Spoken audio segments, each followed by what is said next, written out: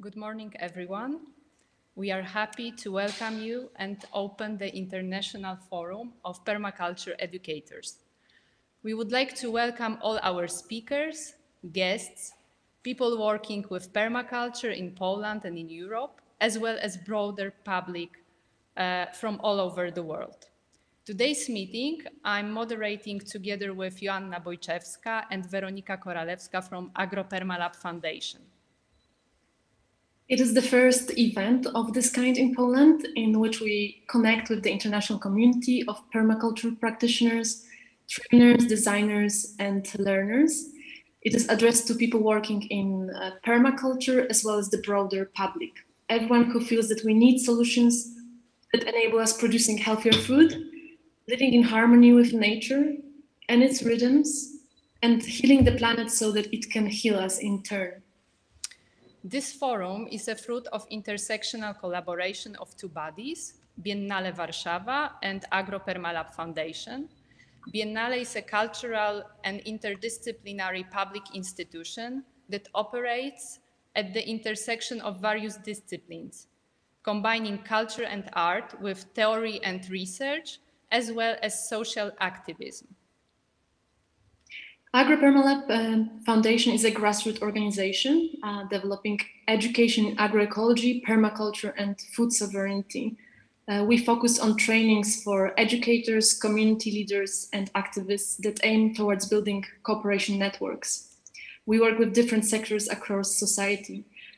We decided to work at the intersection of arts, culture, social activism, permaculture, and education, combining our experiences with Biennale Warsaw, as we believe today only interdisciplinary alliances can really broaden our perspectives as we face joint challenges that we and our planet need to address.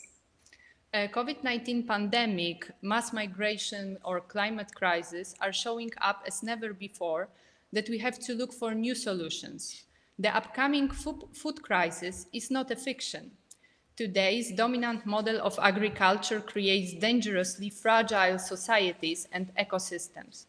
It is focused on elimination of farmers, globalization of the countryside, and its transformation into global food factories. This is why we need to start this change now. A poem of Hopi elders says, "We are the ones we have been waiting for. You have been telling people that this is the 11th hour. Now you must go back and tell the people that this is the hour." Why permaculture? Why permaculture can give us a solution?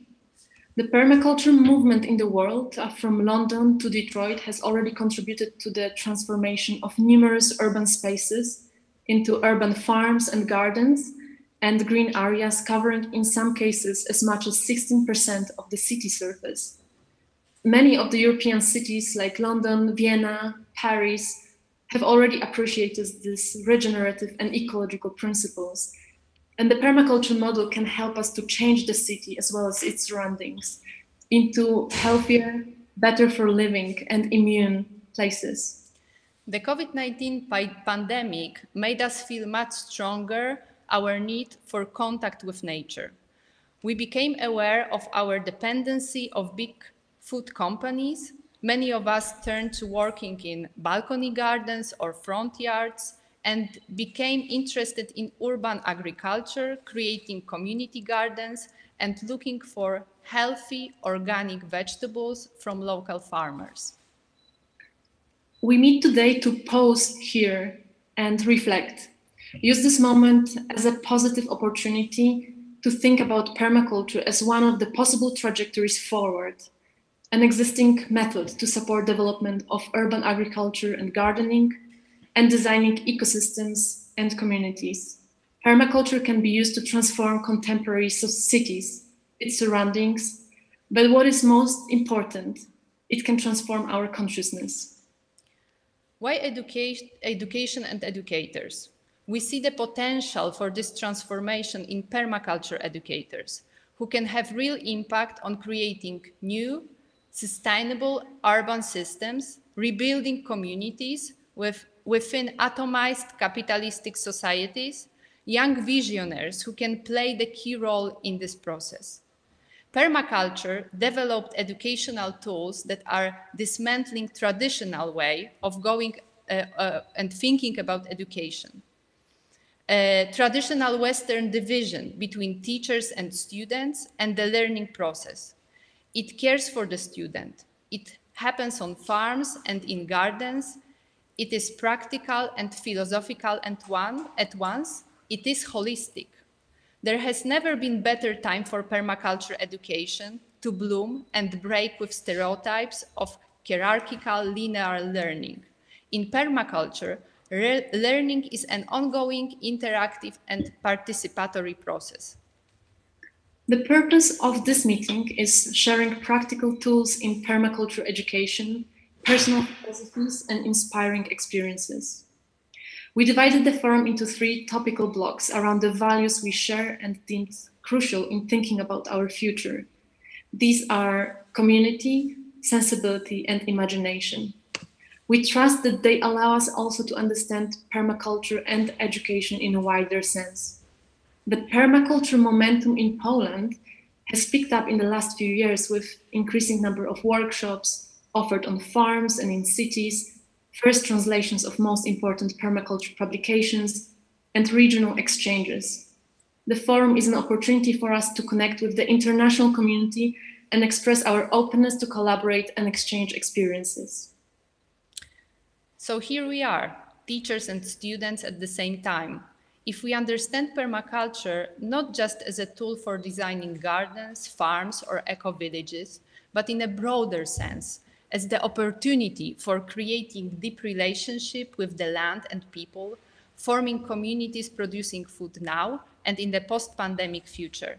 It could become a vehicle for social, environmental, and economic transition that we desperately need to redesign, and education will play an essential role in this process. This whole project towards the Solidarity Nutrition Warsaw 2030 Plus is carried by Biennale Warszawa in cooperation with AgroPermaLab Foundation, National Center for Climate Change, and Neleni Polska Network. Our international partner is European Cultural Foundation, and the project is financed by Capital City of Warsaw. One more reminder is that our event is broadcasted live on Facebook and YouTube, and we encourage you to comment, ask questions, write your thoughts, and share experiences during the whole event. The most relevant will be broadcasted. You can see Weronika Koralewska sitting next to me. She's gonna follow your comments and type them live. We are recording today's meeting, and the video will be later on available on YouTube channel of Biennale Warszawa. So let's move to the first part of our forum, to the first block. We have with us our 4 speakers and a key speaker, Alfred Decker.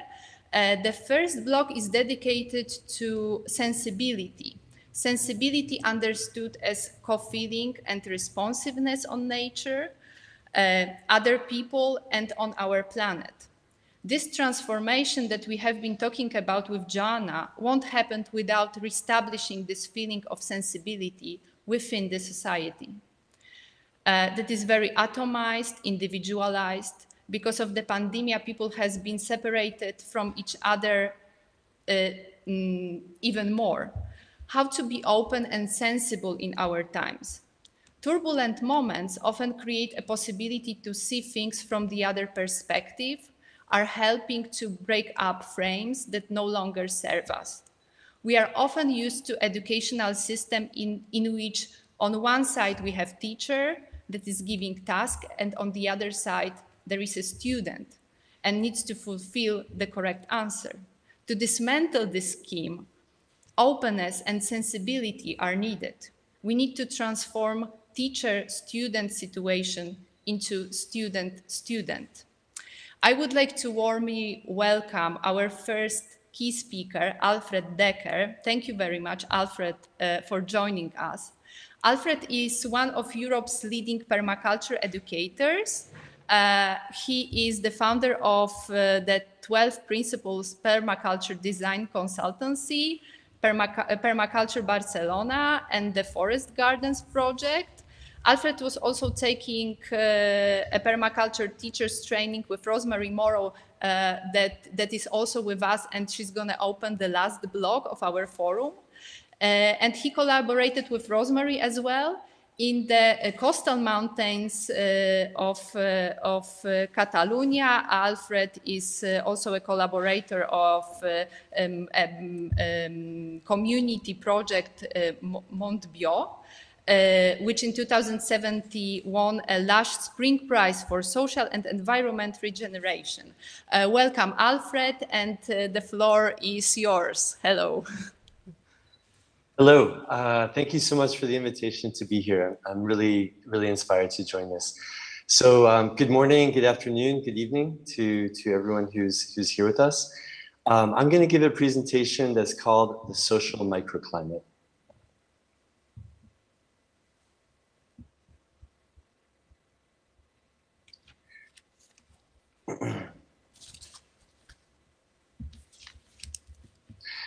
In the early 1990s, I was involved in a campaign to defend and protect the old-growth temperate rainforest on the west coast of what's now called North America.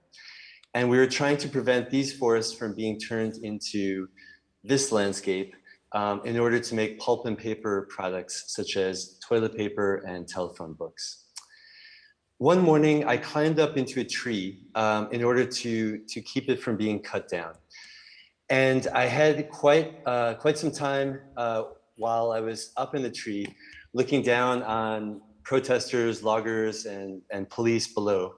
And on one side, I could see the old-growth temperate rainforest, and on the other side, the clear-cut destroyed landscape. And I had an epiphanal moment. I had a realization, which is that even though I had empathy, I had sensibility to the destruction of this incredible nature, I had no idea how that forest functioned. Aside from the charismatic species such as wolves and bears and the big trees, I had no idea how the forest functioned. I had no idea about the interactions between the species. And so in a way, I was replicating the same pattern of human apart from nature. Well, fortunately, I found permaculture not long after that. And that sent me on a path that I continue with today. And the ethics of people care and fair share also had a big impact on me, because until then, I had largely been focused on the importance of defending nature, but not taking care of people. And I hadn't thought of fair share in terms of not just a just distribution of the Earth's resources among people, but of course as well among all species on the planet. And this informed me as I became active in what was called the anti-globalization movement, which was an incredible moment in time in the late 90s, where people around the world joined together to reject neoliberalism, the global capitalism that was being pushed on us by the World Trade Organization. So for instance, here, this was called the Battle of Seattle in 1999, where 60,000 people shut down the World Trade Organization. But something that I really noticed was that I felt that people in permaculture couldn't see the connection to social justice. And from an activist standpoint or a permaculture standpoint, to me, it was clear that environmental justice was inextricably linked to social justice. You couldn't have one without the other. But I found it quite lacking in permaculture at that time, where people were much more focused on the ecological instead of the social. Which seemed to me a big mistake, because now, for the first time in our history, more people are living in urbanized areas than in rural areas. And there is the biggest wave of mass migration that has ever happened on this planet. And it's due to conflict, it's due to the global economy, it's due to climate chaos, But in any case, it is often a march from rural areas to urban areas, and from conflict zones to to where I live, what's called Fortress Europe. And if we ignore this, if we do not have sensibility to the biggest migration in our history, to one of the most massive events in our species history, then I think we're really lacking in our approach as permaculturalists, as people, and as people. In my lifetime, I've been lucky to experience some beautiful wild landscapes. And I've spent weeks floating down rivers such as the Colorado River here in the Grand Canyon, or the Copper River here in Alaska. And I was inspired by naturalists such as John Muir, who was a European who came to North America and was inspired and wrote beautifully of the nature that he found. But he later, as I read him and I reflected on what he wrote, I was shocked at the lack of sensibility to the land that he had come to. When he wrote that he had come to a virgin land, untrammeled by the hand of man, and pure, and so on, what he completely and totally ignored, as well as so many of the European naturalists or explorers or conquistadores, was that this landscape, and in particular these great forests of the West Coast, were intimately shaped and evolved by the First Nations people who lived there. And to ignore that is just it's a lack of sensibility that I find shocking. In the same way that I later found shocking to learn that some of my English ancestors, when they first came to this continent, gave smallpox-laced blankets to the Native Americans. So blankets deliberately infected with a disease to destroy them. And so in learning this history of where I come from, and learning that 56 million First Nations people were exterminated by Europeans, and yet the history I learned in school was so different, it really has influenced me to focus on the social as much as the ecological. So while I still love these beautiful, amazing wild landscapes, and they move me so much, they move me to my deep heart's core, when I think of what is necessary to scale up permaculture, to implement permaculture on these urban landscapes that only occupy around 4% of the world's land mass, yet generate approximately 80% of the pollution and consume about 80% of the resources. When I think about all this, I think that really urban permaculture, social permaculture, is absolutely necessary. And so when I get inspiration, I look to places like Detroit, which now has a massive urban gardening movement, or the favelas of Brazil, where there's also a really inspiring urban gardening movement and permaculture movement there. This is something that really gives me hope and inspiration, and to me shows a sensibility or an empathy to our fellow people. 10 years ago, I was lucky enough to attend a teacher's training, a permaculture teacher's training in Austria. And it was the first step towards taking on a path that has become the most meaningful part of my life and the most meaningful way to make social change, positive change in this world. And in this permaculture teacher's training, I met some remarkable people, including one special guy named Thomas and one special gal named Rosemary. And in this training, and then through later permaculture teacher trainings, I became convinced of the transformational power of permaculture education. And this is something that, of course, we're going to talk about today. So when I propose that we focus on social microclimates, just as much as ecological microclimates. It doesn't mean we have to give up the things we love doing, like planting up forest gardens and regenerating landscapes.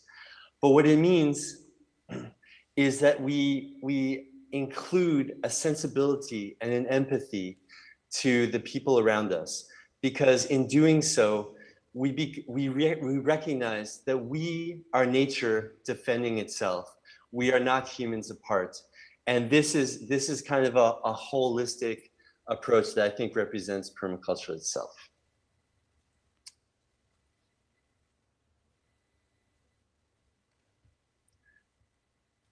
So thank you again for the invitation to be here. And I'm very much looking forward to hearing the speakers and the discussions to come.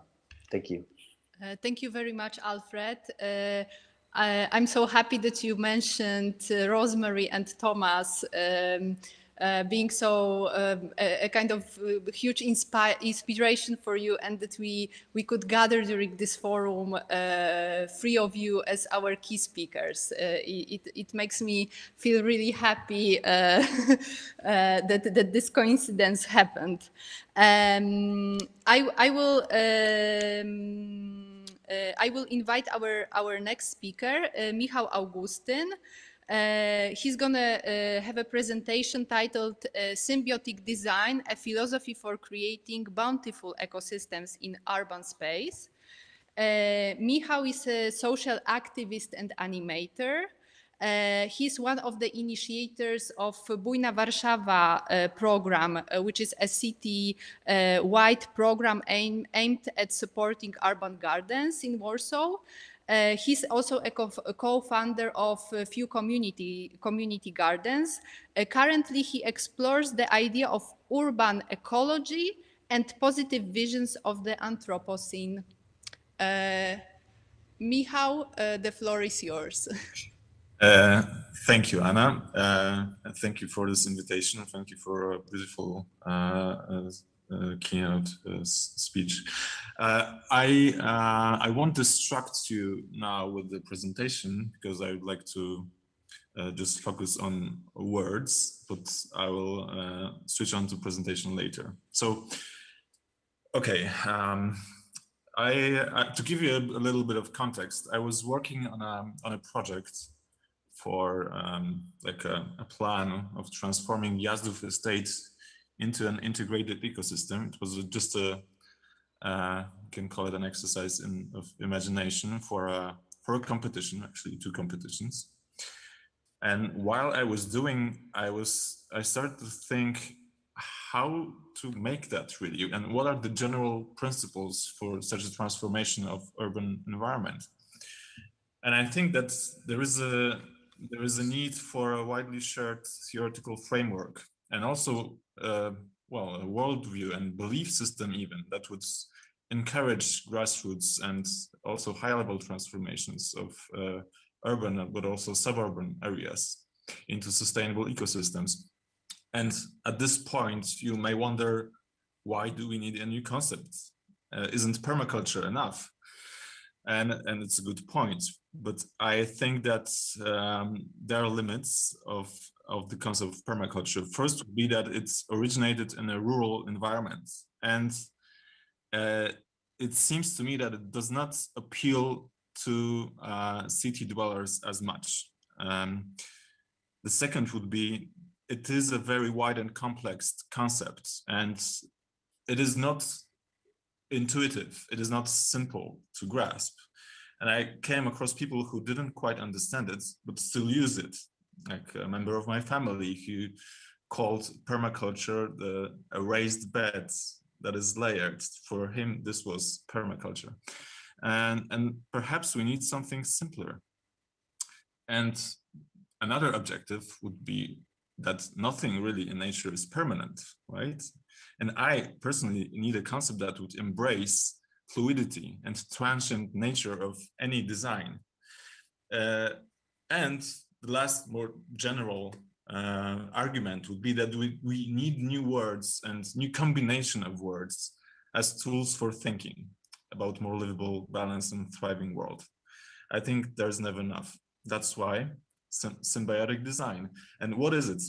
Well, it is any system which is co-created by humans and non-humans that seeks to balance benefits and costs for every element that is contributing to the bountifulness of the whole system. So that's the basis for symbiosis. And the goal of any of such collaborations would be to assure the highest possible level of satisfaction for each of the contributing parties, while maintaining the health of the whole, thus keeping the system in a state of long-term, but perhaps not permanent, dynamic equilibrium. And I use the term bountifulness here to replace the term productivity, which is generally used to measuring material output. And the utility of every symbiotic system, and this is very important, reaches far beyond production of useful objects for human use.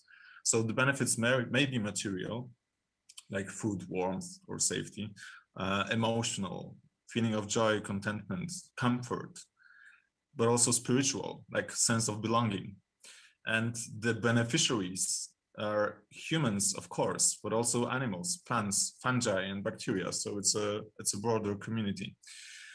The flows of material, of minerals and energy also need to be taken into account because they contribute to the bountifulness. And what is important is that the concept is not anthropocentric, it is biocentric.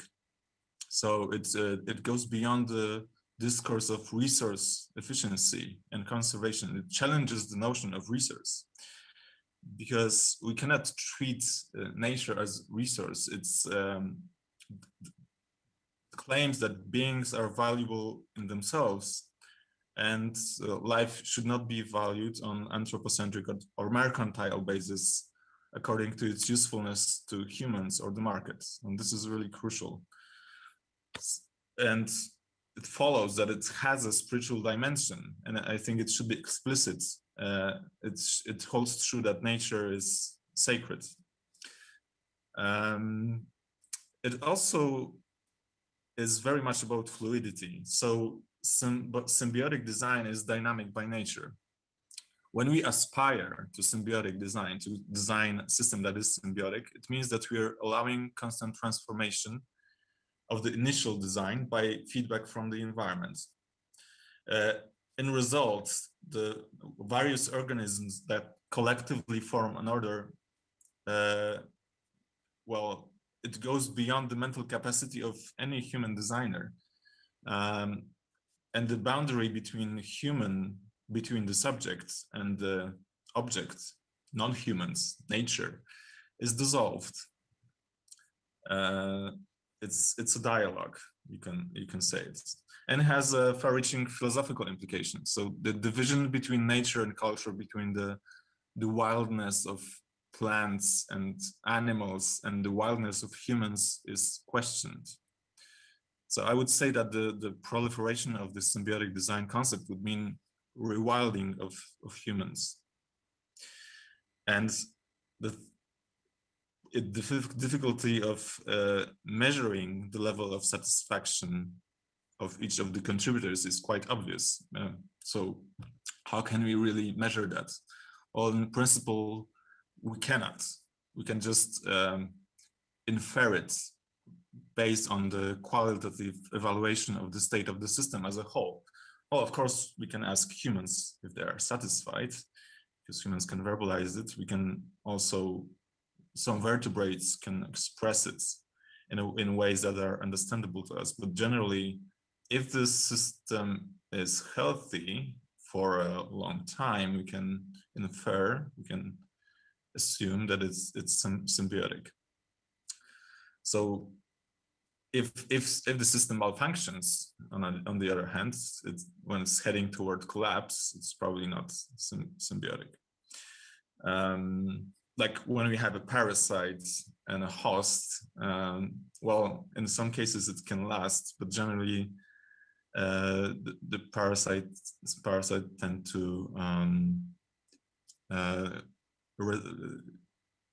tend to disrupt the organism that they feed on. And I will turn my presentation on.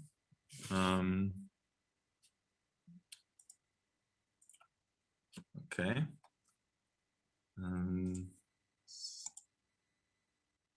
Can you see it?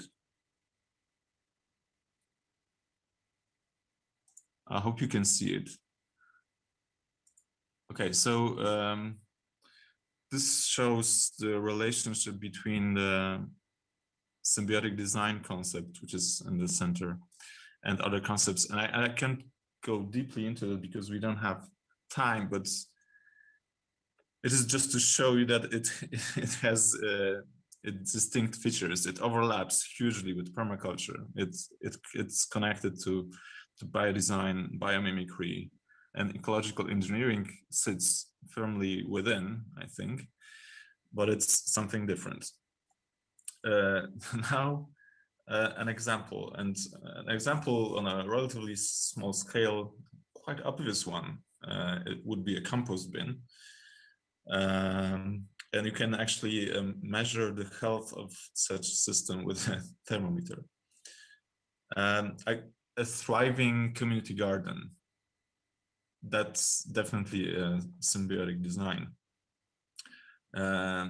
Again, well, we have a garden here, but it's a small flower garden in front of an apartment block, and you can see that it's thriving. And actually, you would have to observe it for in a longer time frame to see if it is symbiotic. But the benefits for the plants are quite obvious. The benefits for people passing by or people who are tending it are also, I think, self-explanatory. Behind that, we have a lawn, and it's I wouldn't classify as a symbiotic design. Well, this is an example that I like. So this support system for a tree, an unruly tree, and the costs for such a system, because we have to cut the trees to make these supports and they don't benefit from it at all, is huge. But yeah, I could go on and on with more problematic examples, but I'd like to share just briefly this project that I co-created with Witek Dąbrowski for Food to Wawa competition.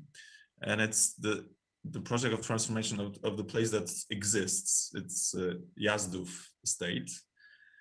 And unfortunately, I can't go very much into details, but I will send you a link on a chat to a website where it is featured and when you can actually vote for it if you like it. This is a graph that shows the circulation of materials and energy in the system, and it shows the number of connection itself shows how integrated it is. Okay, I think my time is up, so thank you very much for your attention. Thank you very much, Michał. It was very interesting. This concept of bountifulness together with the symbiotic design is really something that is opening the mindset, and I think that we will back to this maybe during the discussion at the end of the blog, because it seems to be very touchy and opening for this topic of sensibility. Now we have with us Joanna Bojczewska. Joanna is our collaborator in this project. She is the initiator and founder of Permalab Foundation. Joanna is also agroecology and permaculture educator.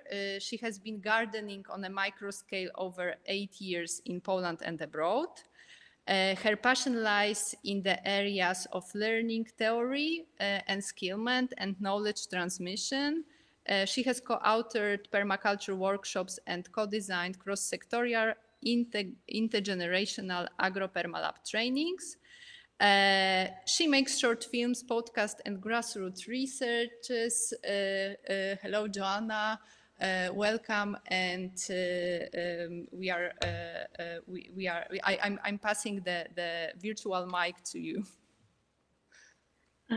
Thank you, everyone. Thank you, Anya, and thank you, Michał, for introducing some of the concepts that I might build on and continue from a slightly different angle. I'll just share my presentation to begin. Yes. And can I just have a confirmation you can see the presentation? Yes, thank you.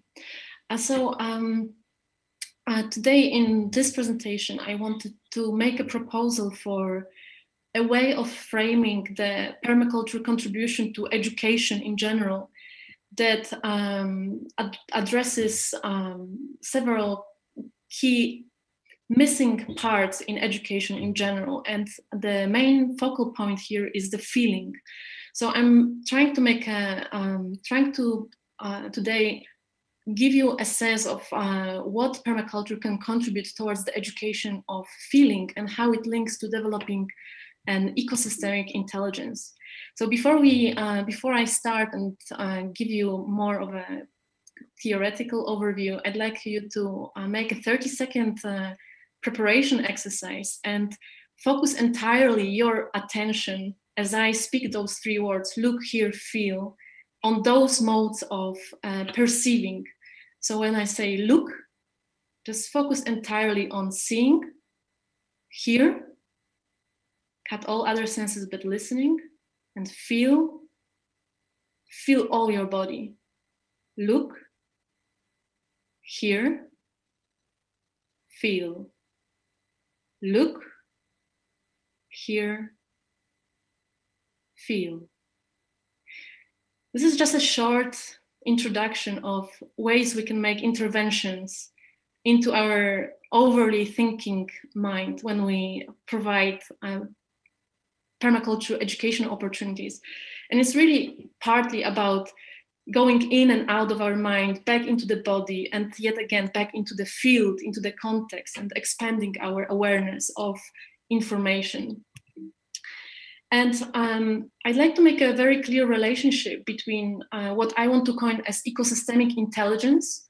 So it is a way of perceiving different scales of interrelation, but also sensing a bigger connection to Earth. This is not something that has been developed yet, although there are many intelligences already coined. Permaculture education and what it already contributes to this ecosystemic intelligence, and modalities of feeling that we can introduce in learning. And I'll start with a quote by Tim Ingold, one of my heroes in anthropology, who studied deeply traditional ways of perceiving environment by different tribal and indigenous societies. And he says that human beings, uniquely among animals, live a two-tier existence, half in nature and half out, both as organisms with bodies and as persons with minds. And I think when we design permaculture education, we are already very well disposed to keep going out into the field and back into the body, and then analyzing and using our concepts to distill and create useful distinctions. I would like to also provide a framework just as a reference that you can dive into later, into locating what is exactly this competency in knowing the dynamics of natural ecosystems. And here I find it very useful to look at the integral education model, because it provides us with 4 quadrant perspectives. It is said that these are irreducible perspectives in our human experience. We can take an I perspective, we can share a we perspective, and we can take an objective perspective, whether in singular or plural form. And if we think about, and if we feel into the place where our knowledge of environment and of ecosystemic processes has a place, I would say it's in all 4 dimensions. So we cannot forget any of those dimensions. We need both science, and we need a very subjective, personal connection with a very specific place that we are learning about and that we are discovering and designing. And a second point to make about the ecosystemic intelligence, or this ecosystemic way of feeling and comprehending the world, is that it could be framed as an intelligence along with other lines of intelligence. And here I want to say, this is only a concept. There's nothing like a separate line of intelligence. We are complex, very dynamic being. But since our educational system favors logical mathematical intelligence or linguistic intelligence, or other intelligences that are very much about the abstract, we might want to move and develop intelligences that are more in the body and more in the interpersonal realm. And a very good example is the emotional intelligence, how coining a term like that can help us. Emotional intelligence 20, 30 years ago was non-existent, but once it was introduced and there were ways to explain what kind of competencies does it involve, how does a human being flourish when he has the full emotional intelligence, then it became a subject, then it gave us a frame in which we could grow and we could see the potential for something that was perhaps numbed or missing based on our dominant culture. And ecosystemic intelligence is also something missing as far as I see. But of course, since I said it's already only a concept, we could think about those lines of intelligence in a way of very separate threads or overlapping fields, maybe a pyramid in which one, for example, cognitive or kinesthetic intelligence is primary and then the others build on the top, or maybe they are just flashes of intelligence, moment to moment. Based on our attentional spectrum, in a moment we are more emotionally available and filtering, and in another moment we are physically engaged and our body is in full capacity. What is important is that the thinking intelligence, the concept-based intelligence, it will never be embracing the body intelligence. Thinking can only exist because we have bodies, and our brains and minds are within bodies, and our bodies are within the natural systems and are supported by what we take from those natural systems to feed ourselves, to have shelter, and to exist in this fluid natural environment. So what we need to do in permaculture education is never forget and never rigidify it only into a thinking educational system, but really stress this connection between the body and the wider natural and cosmic intelligence. And Masanobu Fukuoka said it very poignantly, that the more involved people become with the activity of the intellect, the more they set themselves apart and the more difficult it becomes to live naturally. This is not to dismiss the intellect, it really helps us, but it is to say that if we overuse it, or if we design our places of living and places for thriving just based on our ideas, it can be very far removed from the nature of fluid ecosystems. And here's just a list of what this kind of ecosystemic thinking, feeling competency could involve. Of course, it would stress in being able to see interconnections, being able to move across scales of increasing embrace of complexity, being able to appreciate fluid information, not only the objective, rational, concept-based, but also the fluid, the energy that flows in the environment. And it would have regenerative orientation because life naturally rebirths itself and recycles and keeps coming over and over to the forms. Here again, I think it's important to say that the body is so central in developing this feeling disposition and increasing and sensitizing ourselves to take in more information beyond our habitual ways of filtering the world. Usually we think that we are only looking at a tree, but really it is the tree looking at itself through us, says Tim Ingold. And what permaculture already contributes, and I think this is critical for ecosystemic intelligence, if we are to use it as this mainstream way to translate what we aim for, it gives us the ethical triad, what Alfred already mentioned when he gave us introduction to this sensibility blog, which is earth care, people care, and fair share. And what this ethical triad does is it is based on care, it is based on feeling. This is the primary disposition we are training in permaculture. The second one is it's earth-centric. So like Michał mentioned, we are trying to broaden our perspective from anthropocentric to much wider view. And it is also practical because by fair shares, we mean we want to translate this into a living action and a good fair share economy.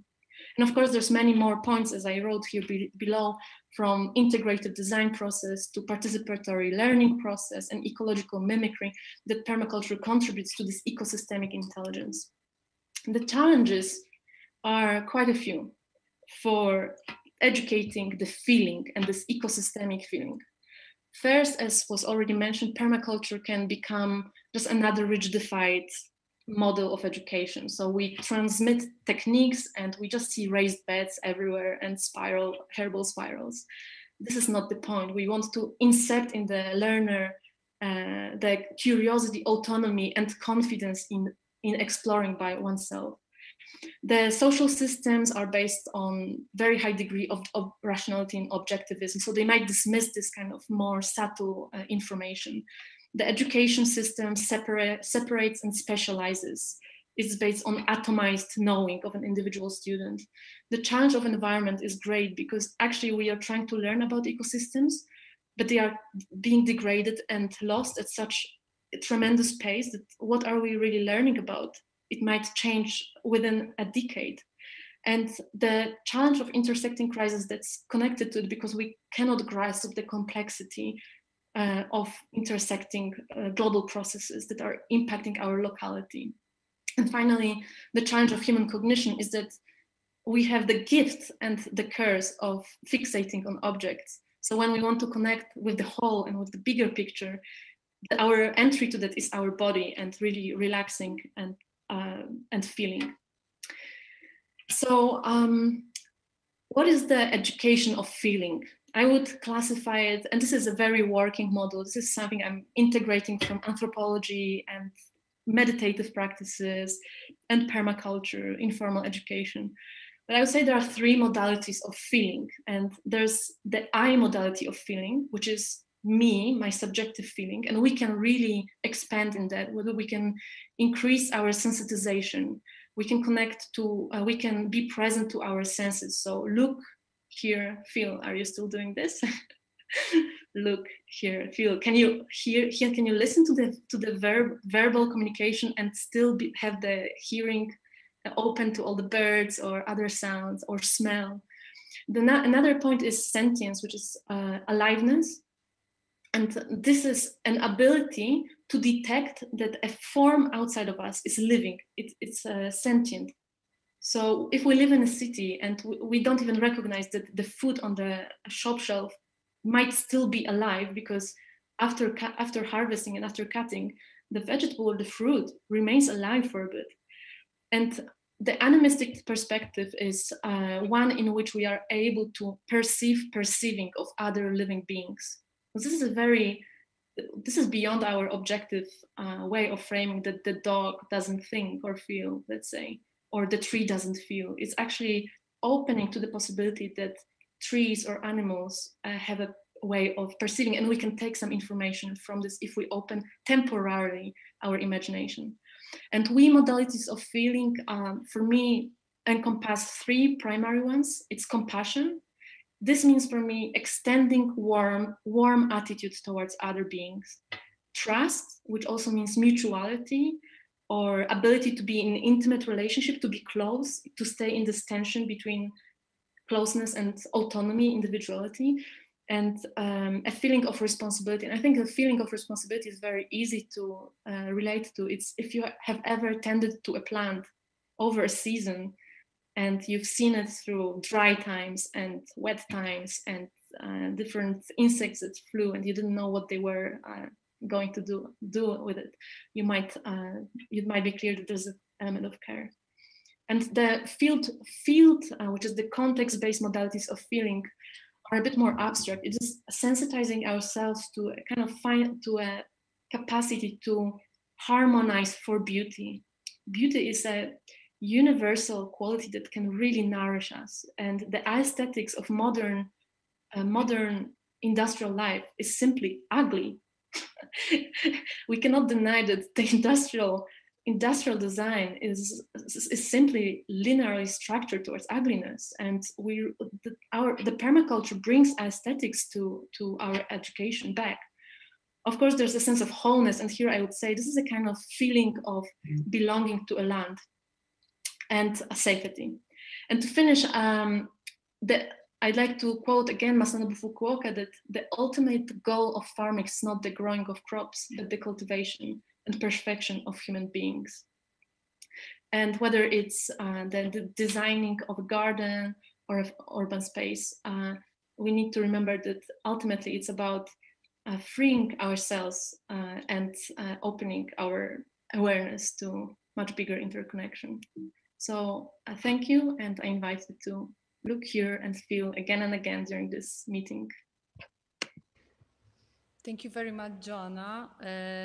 We had a comment from Małgorzata Witczak, one of our participants, that it's a great meditation. Look, hear, feel, easy and appealing. I think that we can all integrate this short and easy meditation into our lives. Thank you very much. It was very, very interesting. It's true that this industrial design of urban spaces not only reconnect us from the nature, from this part that it's alive, earth, food, as you said, but it's true that it's just not giving beauty into our everyday life. So it's really important to remember about these green spaces and give them much more importance in frame of urban design and city design. Our next speaker is Irina Kazakova from Ukraine. Irina is a project coordinator at Permaculture in Ukraine and co-founder of the Permaculture Training and Demonstration Center network in Ukraine. She also holds a PhD in agriculture and environmental economics. She worked as a researcher at the National Scientific Center Institute for Soil Science and Agrochemistry Research. Hello, Irina, welcome. And your presentation is titled Attitude Analysis and Affinity Lessons on Learning of Growing Food. Thank you very much. I hope it works and you can see my presentation now. Could you say me somehow? Thank you very much. I'm very thank you, Joanna, for your presentation. I'm so connected with myself now, and I really hope that my connection with you will be also clean and strong. I'm very happy to be here today, and it is a big honor to take part in this project in general and in this forum as well.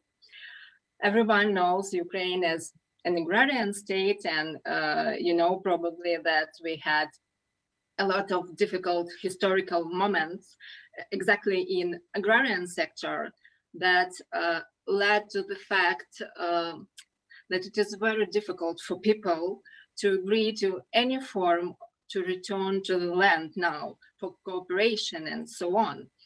And the rediscovering of food growing is very important, not only for Ukraine, but also for other countries.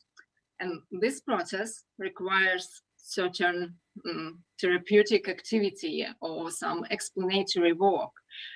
Growing food always begins with the first step, with the first planted plant, with the first harvest. But the decision may never be made. People can study, be interested in, read the books, but never dare to move to the land or grow their own products. Why? Because we all have our certain attitudes. We have told about it yesterday. Malgorzata told us about the total beginners group and permaculture meets, and now this is like one another version. So attitude is a psychological construct, a mental and emotional entity that characterizes the person and so on, as this cute man said. There are attitudes that help us move on, and there are those that prevent.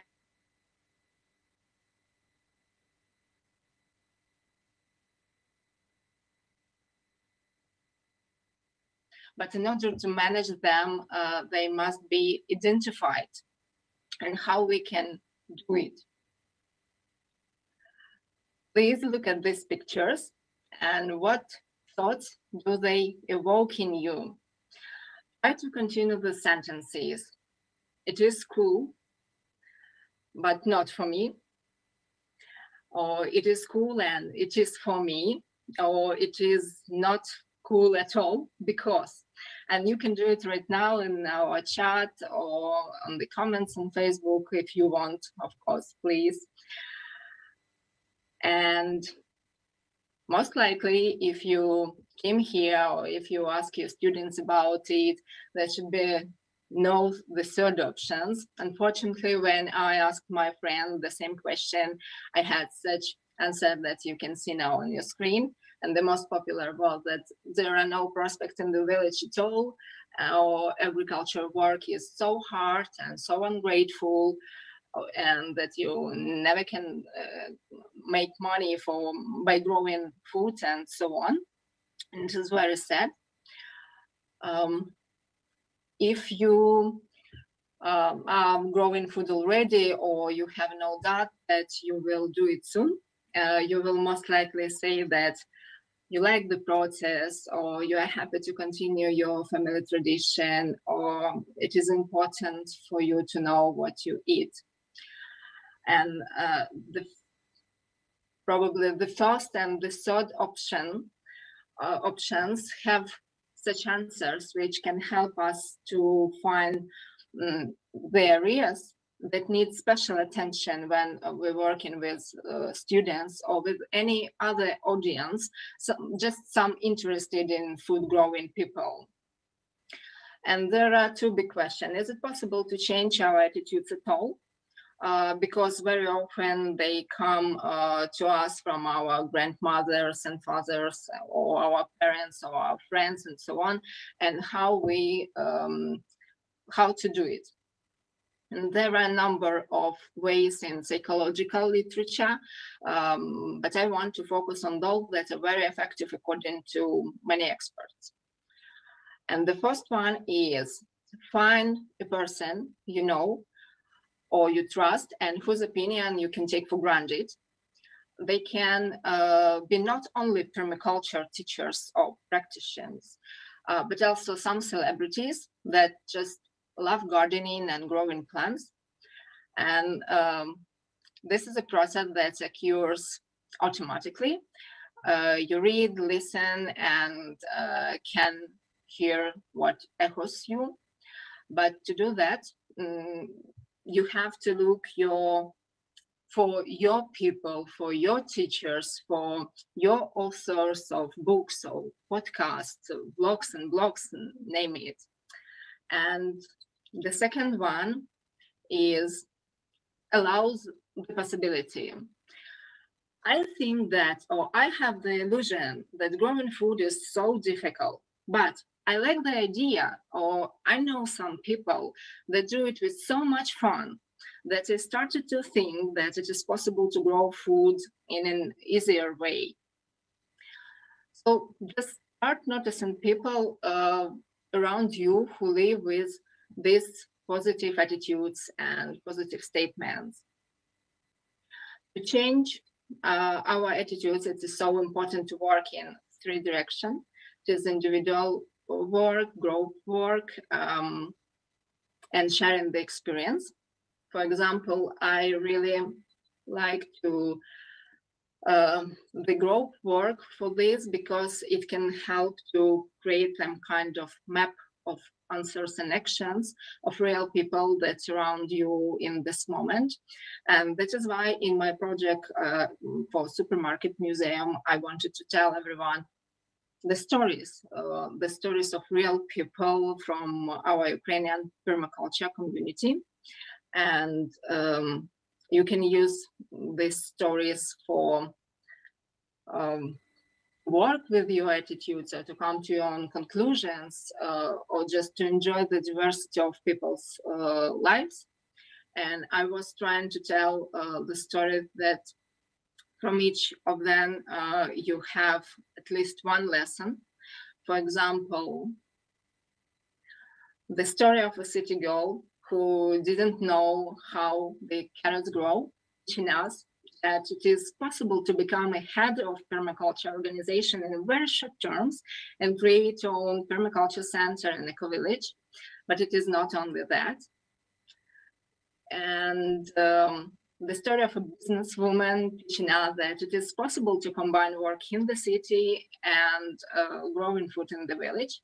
But it is not only about that.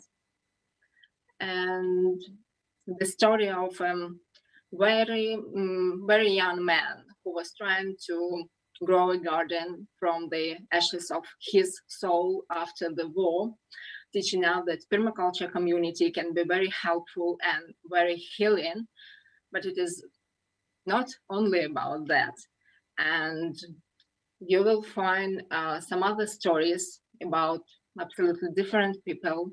And I think that the most important message is that you can find an infinity lessons of growing food if you just talk to people. Thank you. Thank you very much, Irina. A very interesting example of healing power of permaculture, even therapeutic example that in such a turbulent situation of war, permaculture can only play an important role for the society and for individuals. This challenges that we have and the question how to change our attitudes that you are placing, definitely we will back to it during the discussion. Just one remark. Of course, we encourage again all of you, our participants on Zoom, but also everyone who watch us on Facebook and YouTube to comment, to write comments, ask questions, but you can just comment on each presentation, on just exchange with us your thoughts. And now we will move to the last presentation, Christian Stempek, pattern recognition as a universal teaching tool. Christian is a designer and permaculture educator. He runs Permaculture Chocianów Urban Ecological Garden, which is a demonstration garden in the center of Chocianów. In his educational practice, he develops concept of patterns in nature. Hello, Christian, welcome. The floor is yours. Hello. Let me just share the screen. Can you see it? Yes. Let me see if I can move it. Perfect.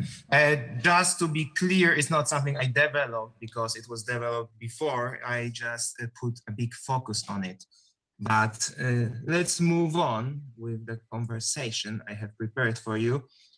So pattern recognition as a universal teaching tool. And when I say universal, I truly mean that it's universal because it can be applied literally in every aspect of our lives. It can be applied, obviously, in the ecosystems restoration, in gardening, in music, mathematics, sociological sciences, healthcare, and so on and so on and so on. It's all related to the patterns which can be recognized and then applied in the particular conditions.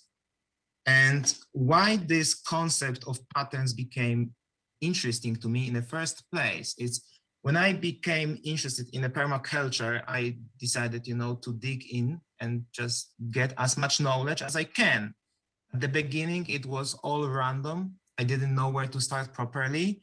And during the hours of listening to Jeff Lawton, I noticed he's repeating some sentences related to patterns. I didn't understand the concept at this time. And these things he said, these were 3 sections. I will elaborate on them. The first one was that understanding the patterns is for many people like riding a bike. It's something you don't get it, but suddenly something clicks and you never forget it. It changes your life's perspective for good, right?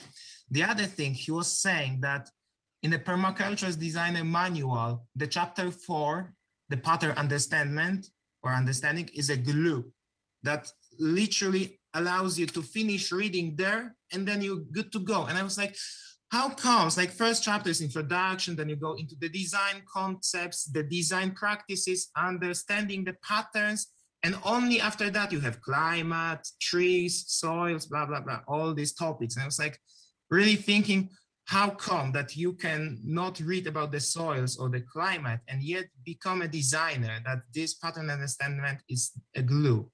And then the third thing he said that was interesting to me was that you cannot enforce the pattern in a design, but you have to create conditions for it to manifest itself. And that's the organic way. So starting with the first thing, the bike thing, we share the evolutionary path with the ecosystems, with all of the organisms, all the plants, all the insects, the animals, everything that is around us. Like we are not only the children of the culture, we are also children of the nature. Nature, the evolution itself is quite conservative. It's something we were observing for the thousands of generations actually. And it didn't change much, right? So we have the built-in way of seeing the environment, and the patterns are some sort of manifestation, which is universal. So if we actually unlock this door, it can be really, really useful, right? Because it's something that you have built in, you don't have to learn it again, and it's universal. It's a perfect tool for understanding what's going on around. And then the second thing he said about this, chapter 4, understanding the patterns is a glue. All the knowledge, the gardening knowledge, let's say, we have is basically the named pattern of all sorts. And first of all, what is the pattern? It's the effect of 2 or more forces, combining at the edge, and then the pattern which manifests itself is basically the most energy efficient way to represent this interaction effect. And the edge effect, for example, in ecology is one of the best, examples of it. It's a basis for all the patterns manifestation because it's everywhere. You just take whatever 2 pieces and they are interacting with each other, right? It's like the basic physics rule, right? The gravitation even. So we can teach people about the edge effect, and it's not only applying to the nature. The pattern which manifests itself is like roughly left-leaning and right-leaning person meets and they have meaningful dialogue and something new emerges for both of them. So this edge effect, it's not only applying to the natural, like ecological systems.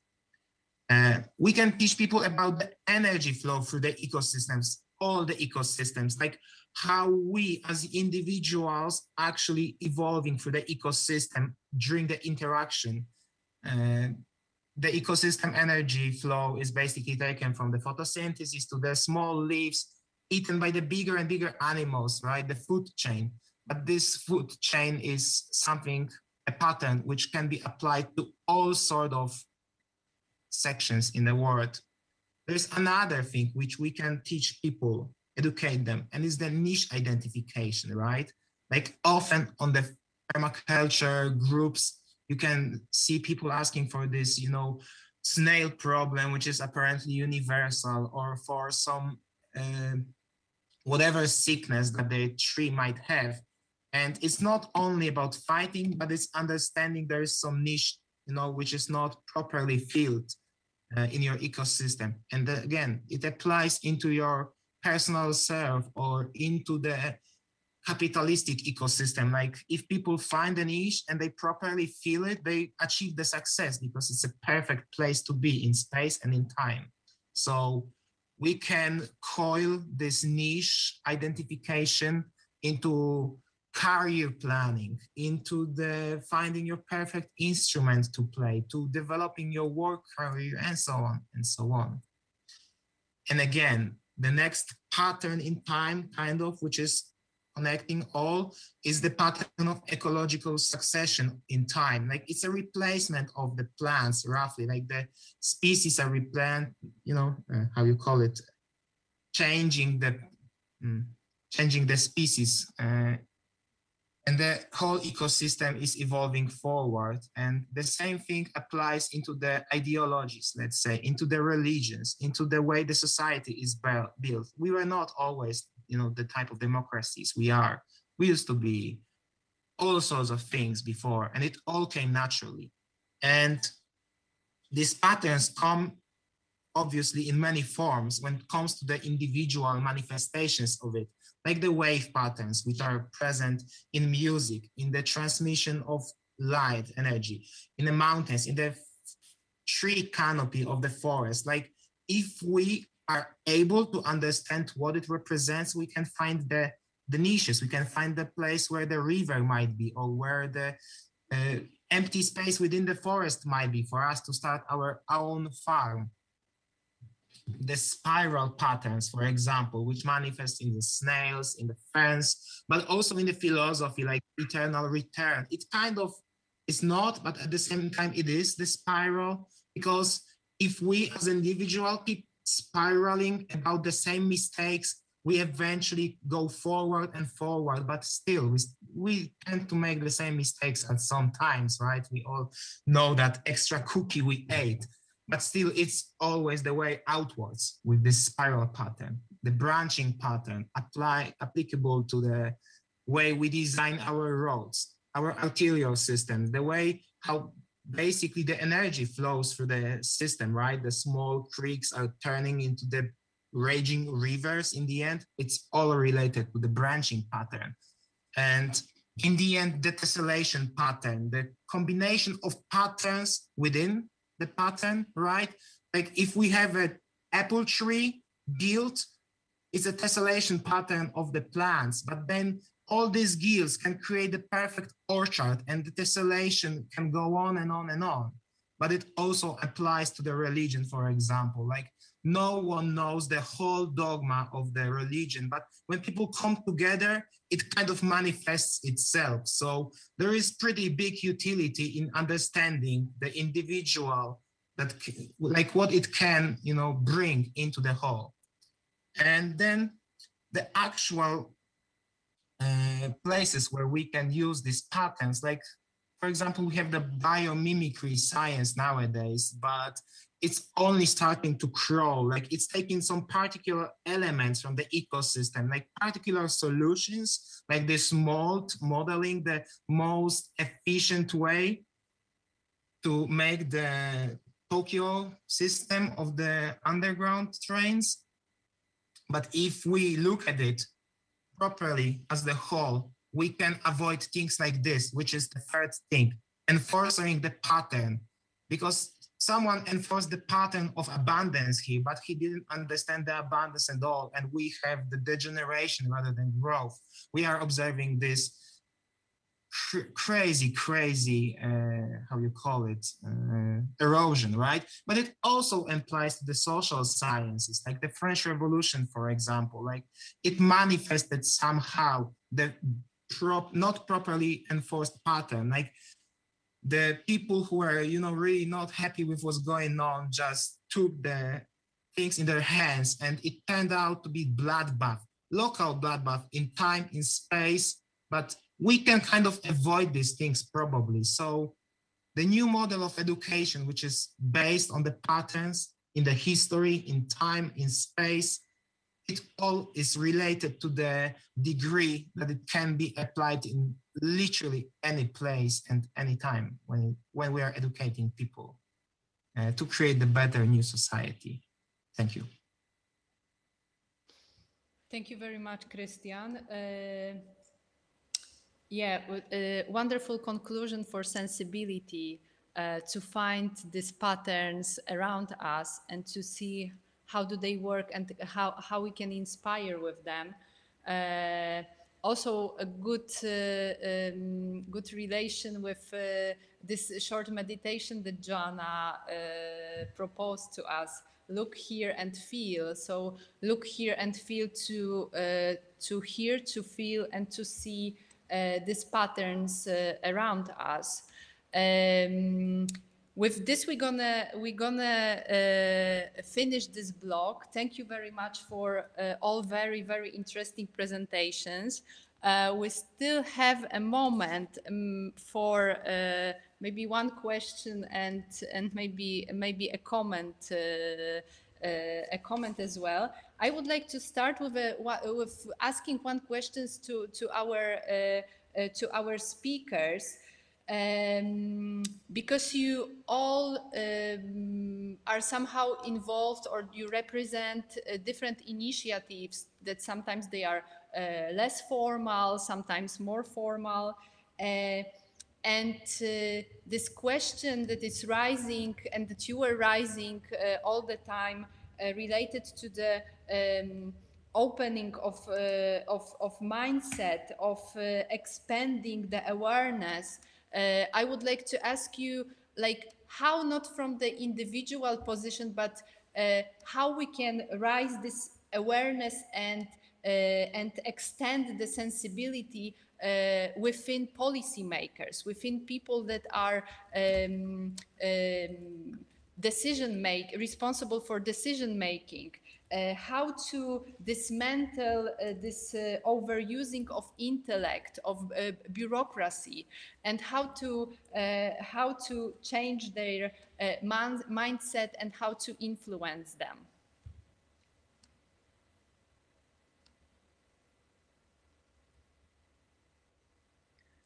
Christian, would you like to comment? You're muted. Can you unmute, please?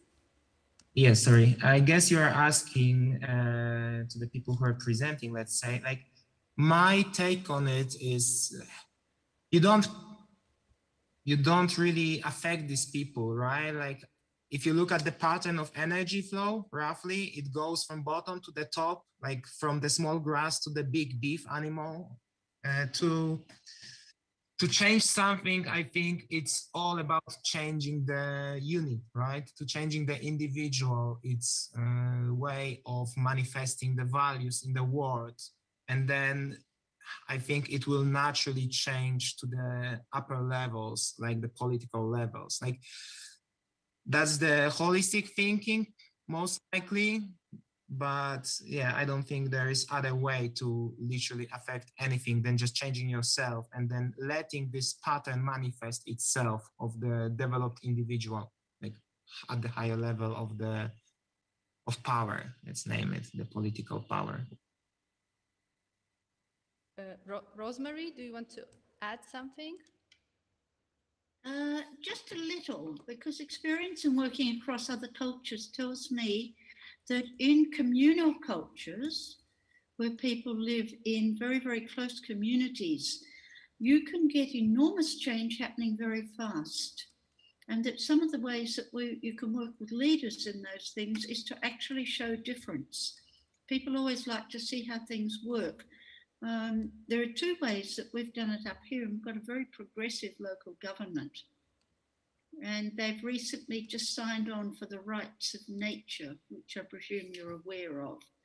And one of the ways this has been done, one has been the horrific bushfires, which they do attribute to the global climate crisis.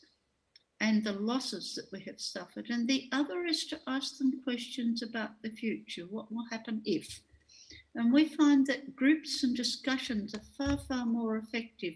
A few individuals changing, working with others. You know, it's the COVID spread. One person, 17 infected, 17 17s, and you can get this geometric spread. We've had enormous success in refugee camps working with groups who quickly, once they see the need is established, they absolutely implement quite quickly.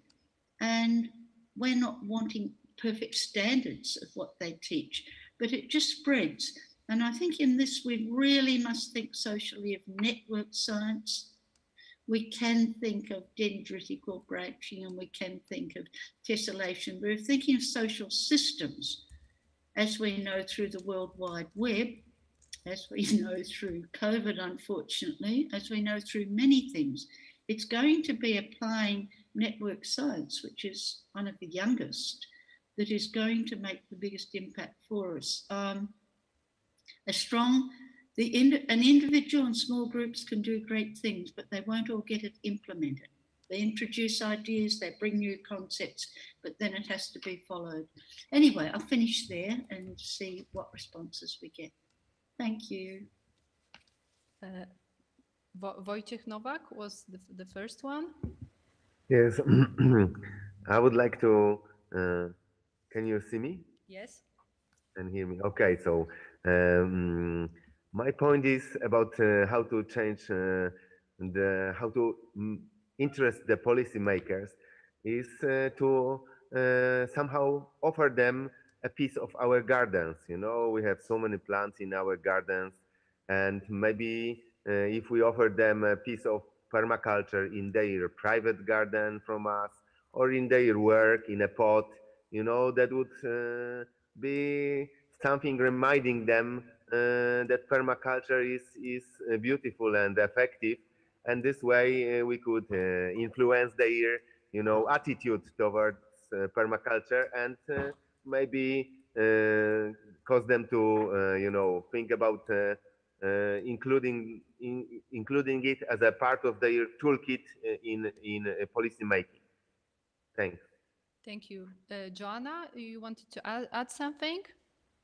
Yeah, a little bit following from Wojciech, that nothing grounds someone back in reality as much as really experiencing, like, skin in the game, on one's own skin, the cost.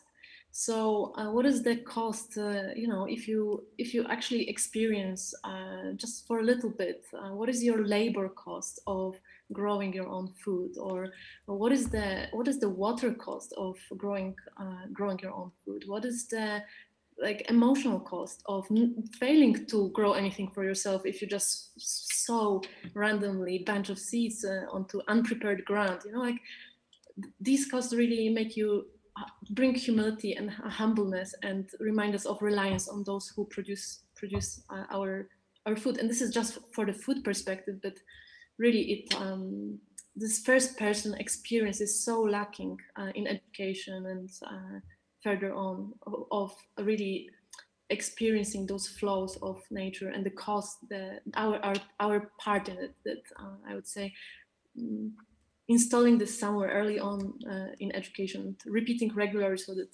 this ethical disposition is present, of care and humbleness, of interconnectedness. It's really essential for later politicians and policymakers of the future. I don't know if they would come to the garden at this point. But it would be wonderful if they come to the garden.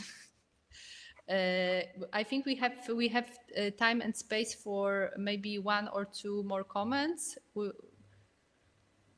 Would you like to add something? So maybe I will ask Veronika if there are some interesting comments from social media, or that you can maybe pick up something from the chat discussion. Yes, for example, Agnieszka Hołuj, who is our Zoom participant of our conference, gave an interesting example of Polish government so-called sensitivity. It's a fun fact that rivers in Poland are under the jurisdiction of the Ministry of Transport. So this is how we treat nature in Poland. So that was interesting. We had many comments expressing that people liked the presentations, and I encourage you in the next blogs to also comment and give your reactions. Thank you very much. So thank you all. Thank you very much for your very interesting presentations. Thank you for all the comments. I hope we will also back to some of these issues that appeared during the final discussion at the end of our forum. And for now, we will have 10 minutes break. So let's meet at 11:35 again. See you later.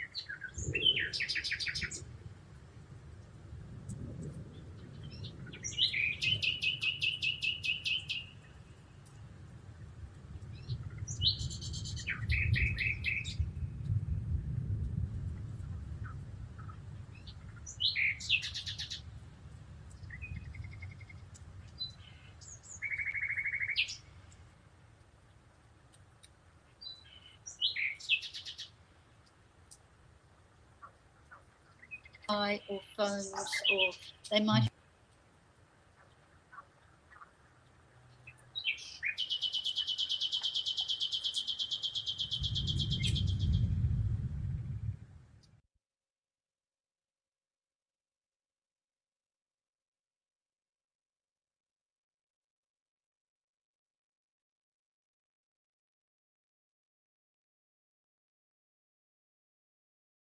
Of our international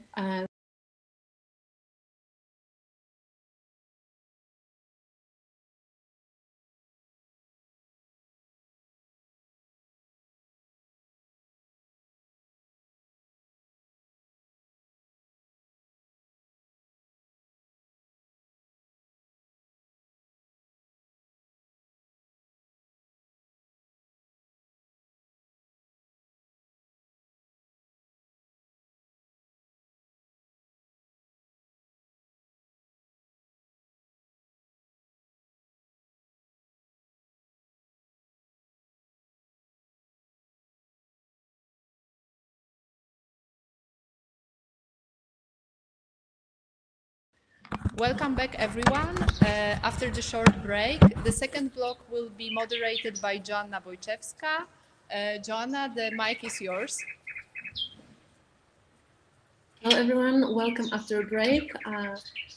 Welcome to the International Forum of Permaculture Educators. We have just listened to exciting presentations about sensibility in permaculture teaching and learning. And now we will move to the block about community. And this is important because our values and attitudes, including our moral systems on which we base our decisions on how to design places and economies, really depend on our communities of practice. And the permaculture communities are marked by an aspiration and practice of three-pillar ethics: the care of earth, the care of people, and fair share. So even in those three principles, the community aspect is very important. And in current pandemic moment, there is at once a lot of alienation and technological innovation that allows new communities to emerge and co-create an exchange like we're doing today between different European and international permaculture educators. So let's reflect together, how do our training methodologies strengthen inclusivity, our capacity to learn from the fringes and edges and patterns of our community?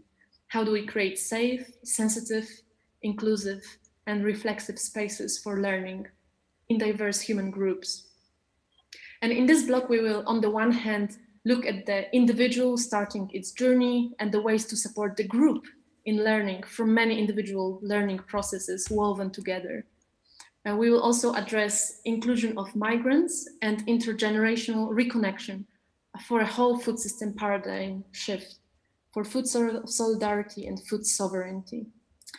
In this block, we have the pleasure to hear a keynote presentation from international trainer and designer, as well as researcher, Tomasz Remiasz, who has 20 years of experience of teaching and contributing significantly to mentoring other aspiring permaculture teachers and consultants.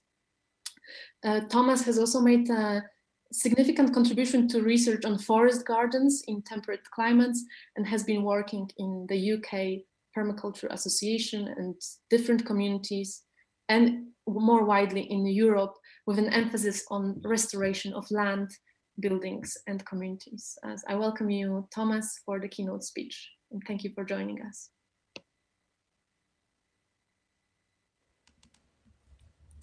And we just need you to unmute, yes. Correct, thank you. Yeah, thank you, Joanna, and welcome again, everybody.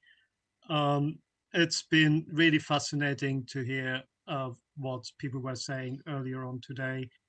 I missed a bit of it because I'm also enacting community in the place where I live. I'm part of a co-housing project in the countryside, actually, at the borders of Wales and England.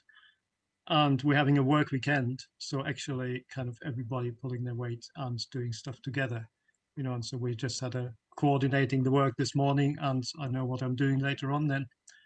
And now here I am, like Joanna says, like we've got this opportunity to be in the place where we are and at the same time connect with people far away, which, kind of creates a new sense of community.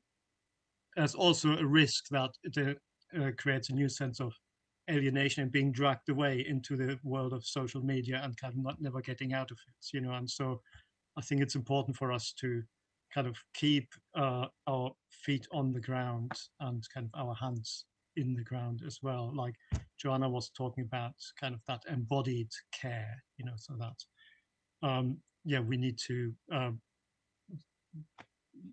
keep going. So talking about community, so I thought I'll give it the theme of growing community, because that is in a way kind of what we as permaculture educators are doing. So we are we may be pollinators, we may be kind of accelerators of processes. And yeah, so like let's look at a bit like what that role entails and how we can be useful and effective for the communities we're working with, whether they are our own communities, or as educators we often will be called to work with different communities, and kind of give them support in what they're doing. Yeah, let's start by enacting a bit of community and answering the question together: what does community mean to you? So yeah, just reflect on that for a few seconds, and maybe use the chat to just give me words, you know, give me short phrases. What does community mean to you?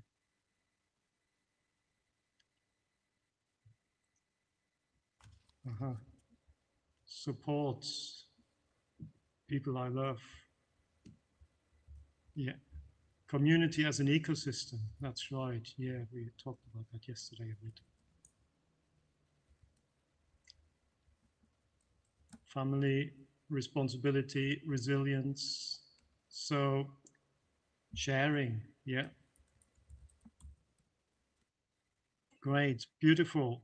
Beautiful contributions. Thank you. Web of relationships, solidarity, acting together, all that and so much more. Yes. So a community is something we all experience and we all feel, and kind of we all depend upon, you know. And so as Joanna said, kind of I'm mad about forest gardens, and being forest gardens for me are a fantastic metaphor of what communities are and can be. Oh, sorry, I'm struggling with the technology. But yeah, so forest gardens are fantastic examples of how communities work, what communities are and can be. You know, so the different types. So there's kind of, it's all about connections at the heart of it. You know, so it's about location. So the people where we are, you know, in that space, or people in the space where we work, you know, so like those people that are right at hand there and will want and need to get on together. There are, and within that and across those locations, there are communities of affinity, and we're here together because we all have an affinity with permaculture, education, and so on, you know. And so that kind of creates, there is an international community of permaculture teachers that we are part of here right now. And then there are communities of need, you know, so like people who are drawn together because they share the same sort of needs. I mean, my partner is a lot involved a lot with the disabled community in this country, and who are one of the marginalized groups that depend on mutual support more than ever to give each other voice and give each other strength. And especially marginalized communities are often drawn together because of that need to support each other when the support by the mainstream is lacking, you know. And so it's worth being aware of that as well. And that's something as educators kind of where we can come and give special support as well. So if we're looking at kind of, yeah, how we as educators can act and support these, like the communities we work with, it's worth thinking about kind of like we are kind of people who can build resources, you know, kind of, and I really empathized with Michal's point earlier on about kind of the kind of challenge of talking about resources, like talking about the world as resources, as people talk about community capital, you know. It's kind of, and I do find that difficult, you know, because that is kind of capitalizing everything, the danger of monetizing everything, and kind of that's definitely not where we want to go with the permaculture approach. However, economy, I mean, there's also the idea of the gift economy, you know, where we're actually actively sharing what we have out of a sense of generosity. And if we're looking at like the different aspects of like that, the gifts we can share within and across communities, you know, I think that's more in line with the permaculture approach. You know, these are kind of like 7 types of different like kinds of wealth that a community can have or want to build or kind of feel the lack of. And it's interesting that people very often start with the two at the top, physical, financial, so what there is kind of in terms of like infrastructure, in terms of the kind of money, access to money, and starting with those kind of is almost like a recipe for making yourself feel poor. So whereas if we're looking at some of the other types of wealth, then we can start kind of really building from the ground up, and kind of other resources become available, and like we create them out of the relationships that we have. And so in a way, what I would say is that the true wealth of any community is in its people.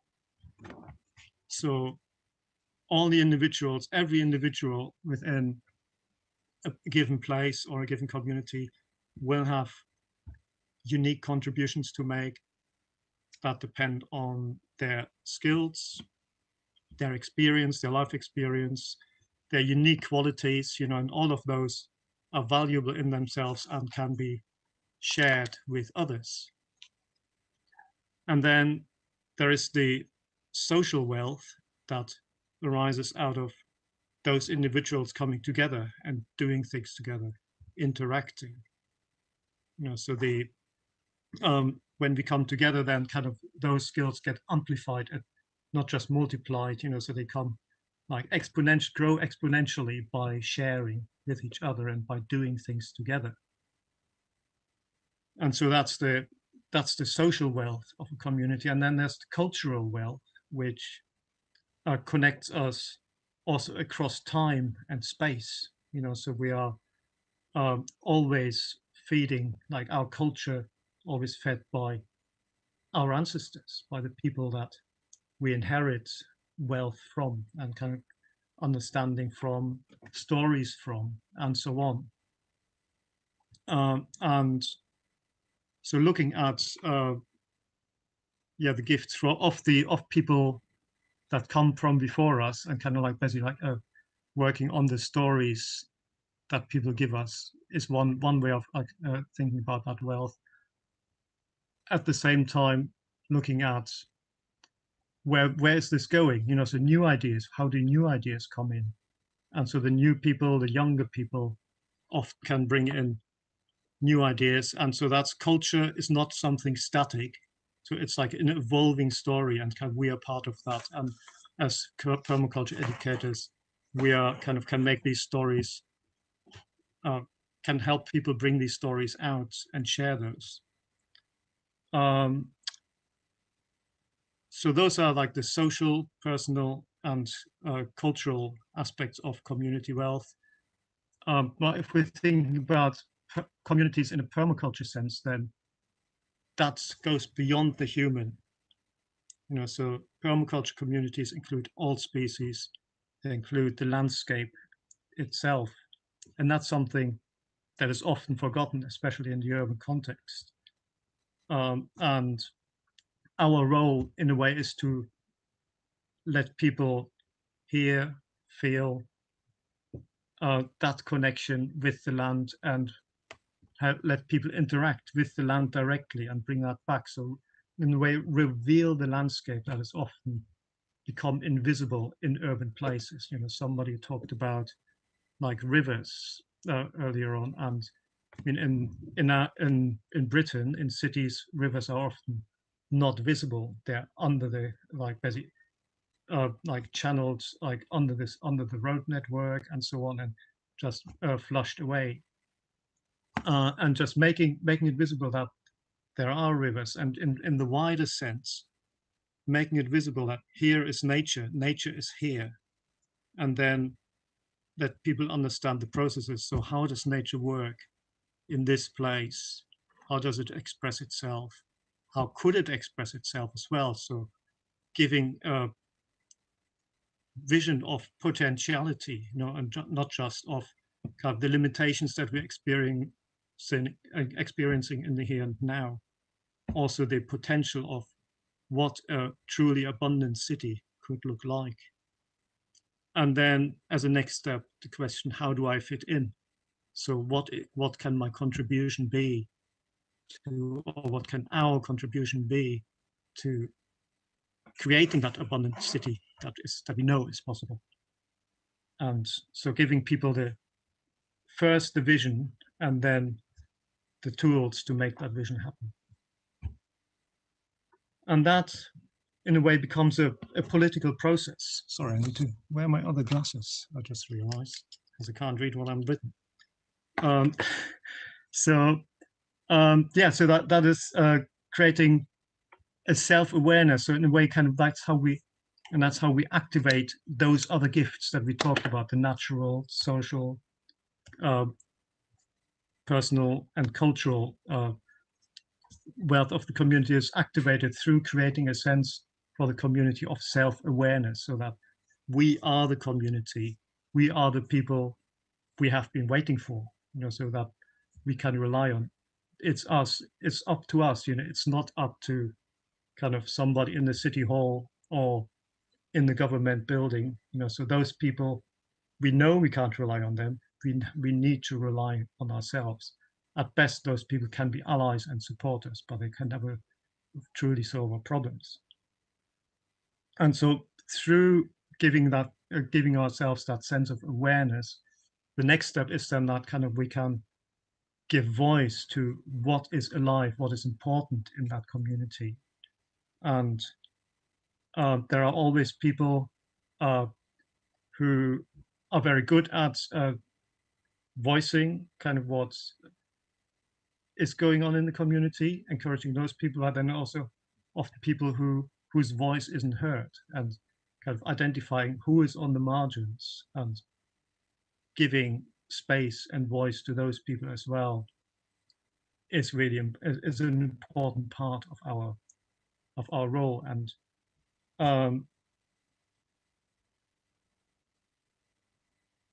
out of creating that self-awareness and a community finding its voice, then comes a sense of agency. So the ability to actually affect the future of the community and make things happen, so by collective, by acting together, so by thinking about kind of what is individually necessary and possible, but also what can we do together.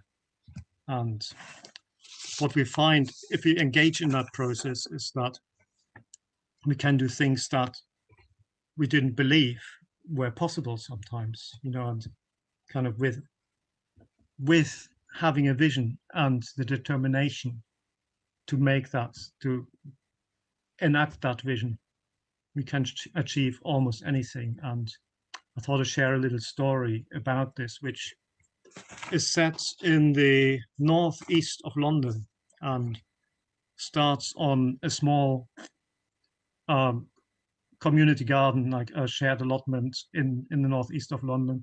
There, a group of friends of mine were just growing their food together, and growing their food together, they're dreaming about what is possible, so, and I visited them a lot and worked with them a lot, and we talked about how that northeast of London used to be the food basket for the whole city, so that's where a lot of the food was grown that went into the city of London, and which was like 20 years ago, was so far from the reality of what was actually going on. And so we discussed kind of, can we make this happen again? How? And then how can we make this happen again? And so people started inviting neighbors, friends to the allotment and started learning to grow food together. And through that, like, they learned about food growing. They also learned about sharing information, about making connections. And one of the connections they made was with a community center down the road that was like falling on hard times. Nobody was really using it. So there was a niche, there was an opportunity to actually use that as a catalyst for bringing people in, teaching people about food, once they knew about how to grow food, they started sharing it. So they had a market stall on the street corner. They also started to share it through the kitchen and cooking food, teaching people how to cook food, how to use food, setting up a cafe, so starting to employ people. And we started to discover the hidden and forgotten food of London as well, because in that part of London, there are a lot of fruit trees that are on streets, on street corners, in parks, in people's gardens that aren't harvested. So we started harvesting them and started turning that into juice and cider and vinegar, and again, sharing that with the people. And suddenly, like having an apple press on the roadside, people start coming up and saying, "Oh, my grandparents used to have one of those in Bangladesh," or kind of we've got one of those in our village in Poland, and so kind of actually people like from across the world connected with that very simple technology, and we're starting to set up conversations across cultures, across generations. Children love getting involved, and so on. And so the potential and the base, the resource base of that group organically started growing considerably, and started growing to the point where they felt we can take on something bigger. And just as they were ready for doing that, the opportunity came up to occupy some greenhouses some commercial greenhouses right at the edge of London that the council had given up. They wanted to turn it into a flats. There was a local campaign to protect them. And this group organically stepped in and said, well, we can take them on and we can grow food for the people here, and they were not quite sure that they could, but they were sure that they could work out how, and so on. Bringing more, and what they realized was we need to bring in more people. We need to work like on what we've already got and build on that. And that was about 10 years ago.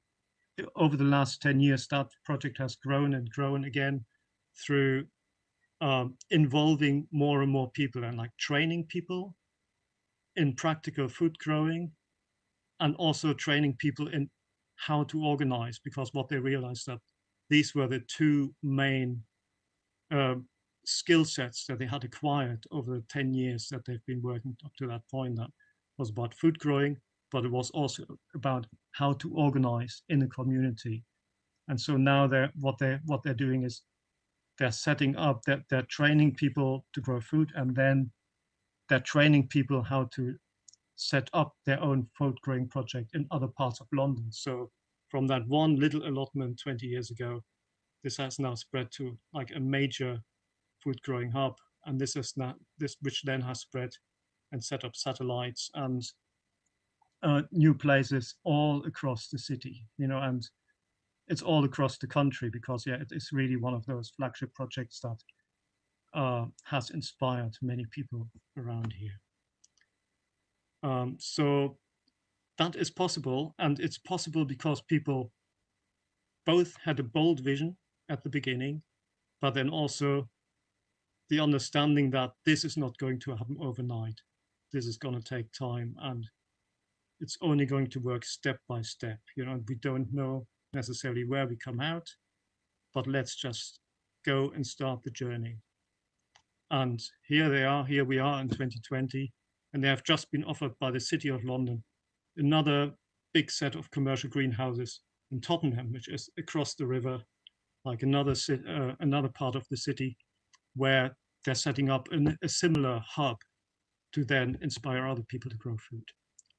So well done organically.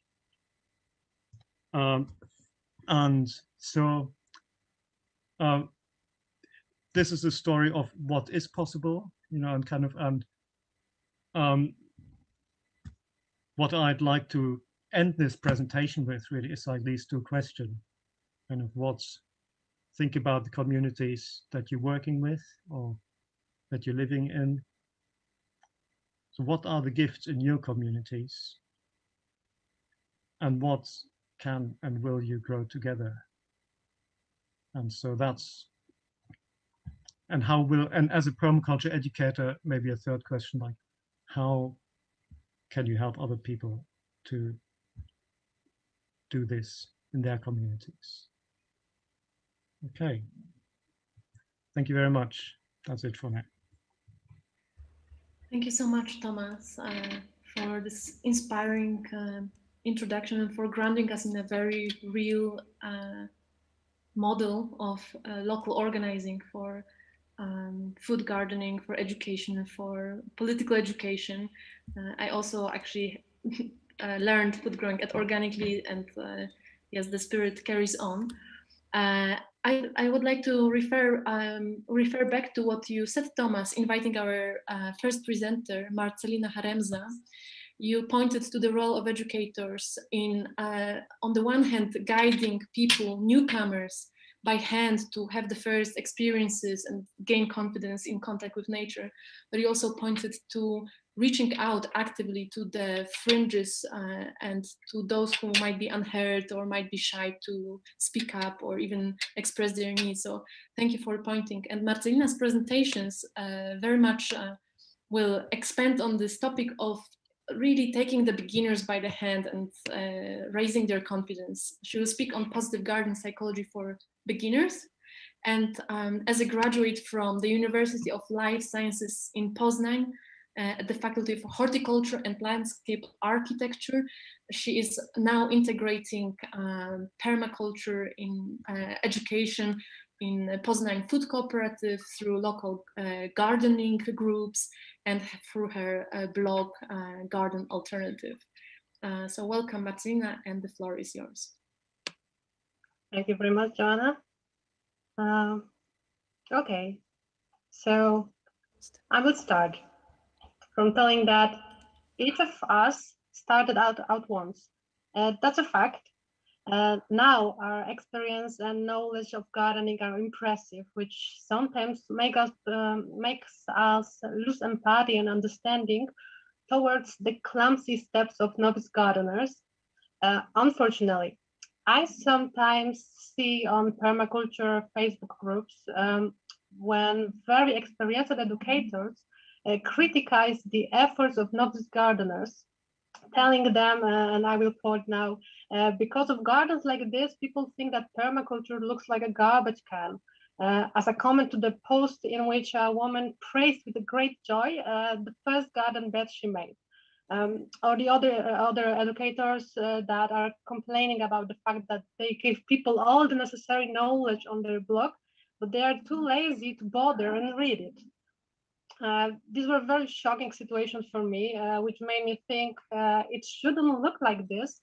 And that is why the aim of my project was to support beginners, mainly from the mental side, which is, in my opinion, is crucial, because when we have order in our heads and hearts, it translates into order in our lives.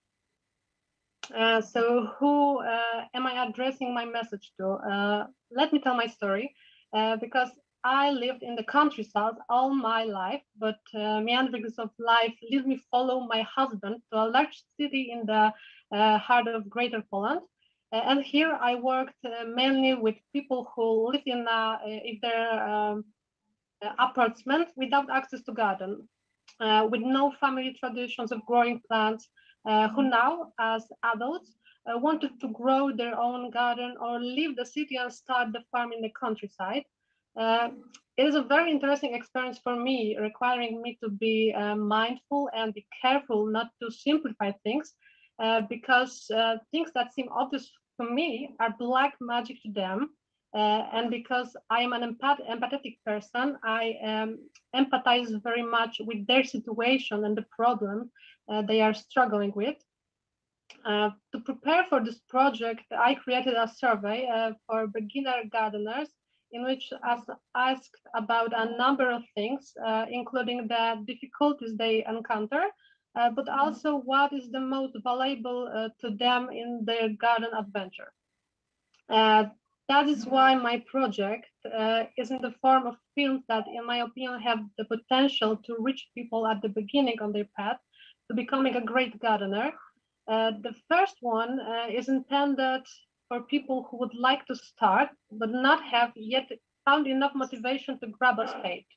The second one is aimed at people who have their own garden, but are a bit lost in the complexity of gardening issues. The third video that was born spontaneously is a garden meditation, which I hope showing my fascination with permaculture and the ability to observe calmly. I wanted it to allow beginner gardeners to let go of this constant need to control the situation and subdue nature. Okay, so the first film is a collection of many benefits of working in a garden, including contact with the living soil, addressing both the issues of physical and mental health and material benefits in the form of crops. These are arguments both from my experience and from the results of the survey I conducted. I think that is important at the beginning of your journey to be sure that it is really worth the effort. It makes it easier to deal with the difficulties. Okay, the second video aims to help people who are overwhelmed by the complexity of the issue. As advanced educators, we sometimes forget how many years of learning are behind us. For example, I have been working on a family farm since I was a child. I studied horticulture for 5 years, and I haven't been practicing as a permaculture designer and blogger for another 6 years. It's a lot of time. So I'm not surprised that people who have been teaching for 20, 30 years may have already forgotten what it was like to start. Be aware of breadth and complexity of the topic. Surveys show that this is a tremendously overwhelming experience, especially since many of the younger generation are characterized by unhealthy perfectionism and fear of failure, which make it difficult for them to take action. So the unfavorable comments of more experienced people do not help. The main function of this video was to show them that learning from mistakes is very valuable, and that mistakes and failures are a constant part of gardener's life. You need to learn from these mistakes and be grateful for the opportunity to learn. The third film, Garden Meditation, is a film that I designed to suit anxiety and relax, especially now in the spring when many people spontaneously start the adventure with gardening for the first time. Gardening forums have gone mad. Every day there is dozens of photos asking what kind of pest is it and what chemical compounds should be sprayed on it to kill it, how to get rid of tenacious lawn weeds, or a photo of lichens on the tree with a question, help me, my tree has some disease, what to spray to remove it. So we are taught to react immediately, and many people imagination is that we have to control nature. Solutions must be quick and effective. And with this meditation, I wanted to convey that before we start acting, it is worth trying to understand. Give yourself a space for reflection, slow down, let go of the need for control, and trust in the genius of nature and everything it has created. So my great intention is that each of us here who define ourselves as educator, after this presentation, remember that what it was like to be a beginner and thus have more space in his heart for understanding and empathy for people who are at the beginning of the journey. Thanks to this, more people will have a chance to start an adventure with gardening, which will heal the body, psyche, and soul, and making people and therefore our societies more balanced and happier. Okay, thank you very much for your attention. Thank you, Marcela. reminder valuable to remember the beginning and bring more empathy to sharing learning process with others. Hopefully this will also connect very well with what Suzanne Hoffman-Suki will contribute today in her presentation on experiential learning cycles in joint learning on farms, which already indicates the meeting of those who have more experience and those who are gathering and discovering the knowledge in themselves. Suzanne has a co-developed method of experiential and practical learning in many international project activities, as well as she's a lecturer in agricultural economics. She enjoys facilitating learning processes in groups, including at polyculture seminars on a pioneer polyculture farm in Austria. She also supports and contributes to networks of agroecological communities in Asia, Africa, Latin America, and Eastern Europe through AgriCol organization. She's a great methodologist and very good conveyor. So I welcome you, Suzanne, to share with us your reflections on learning cycles. Well, thank you. I'm afraid that was too much praise because I'm not going to tell you anything new. I think what you will see is things that you already know. Can you see what I see?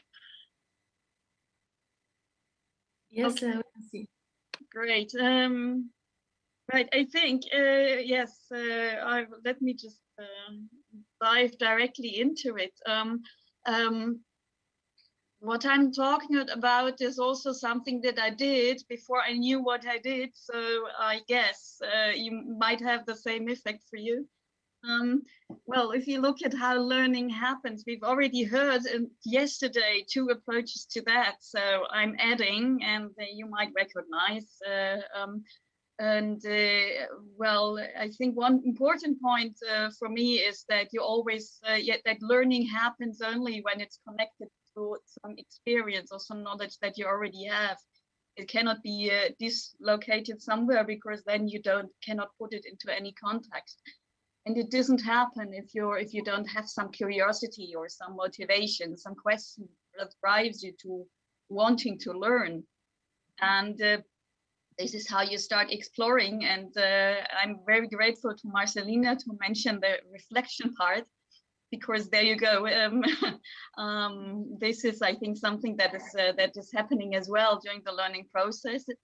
Then you might form some sort of concept or theory or plan and want to test it. And this is then how you create such a circular, experiential learning cycle, which, I didn't invent, obviously.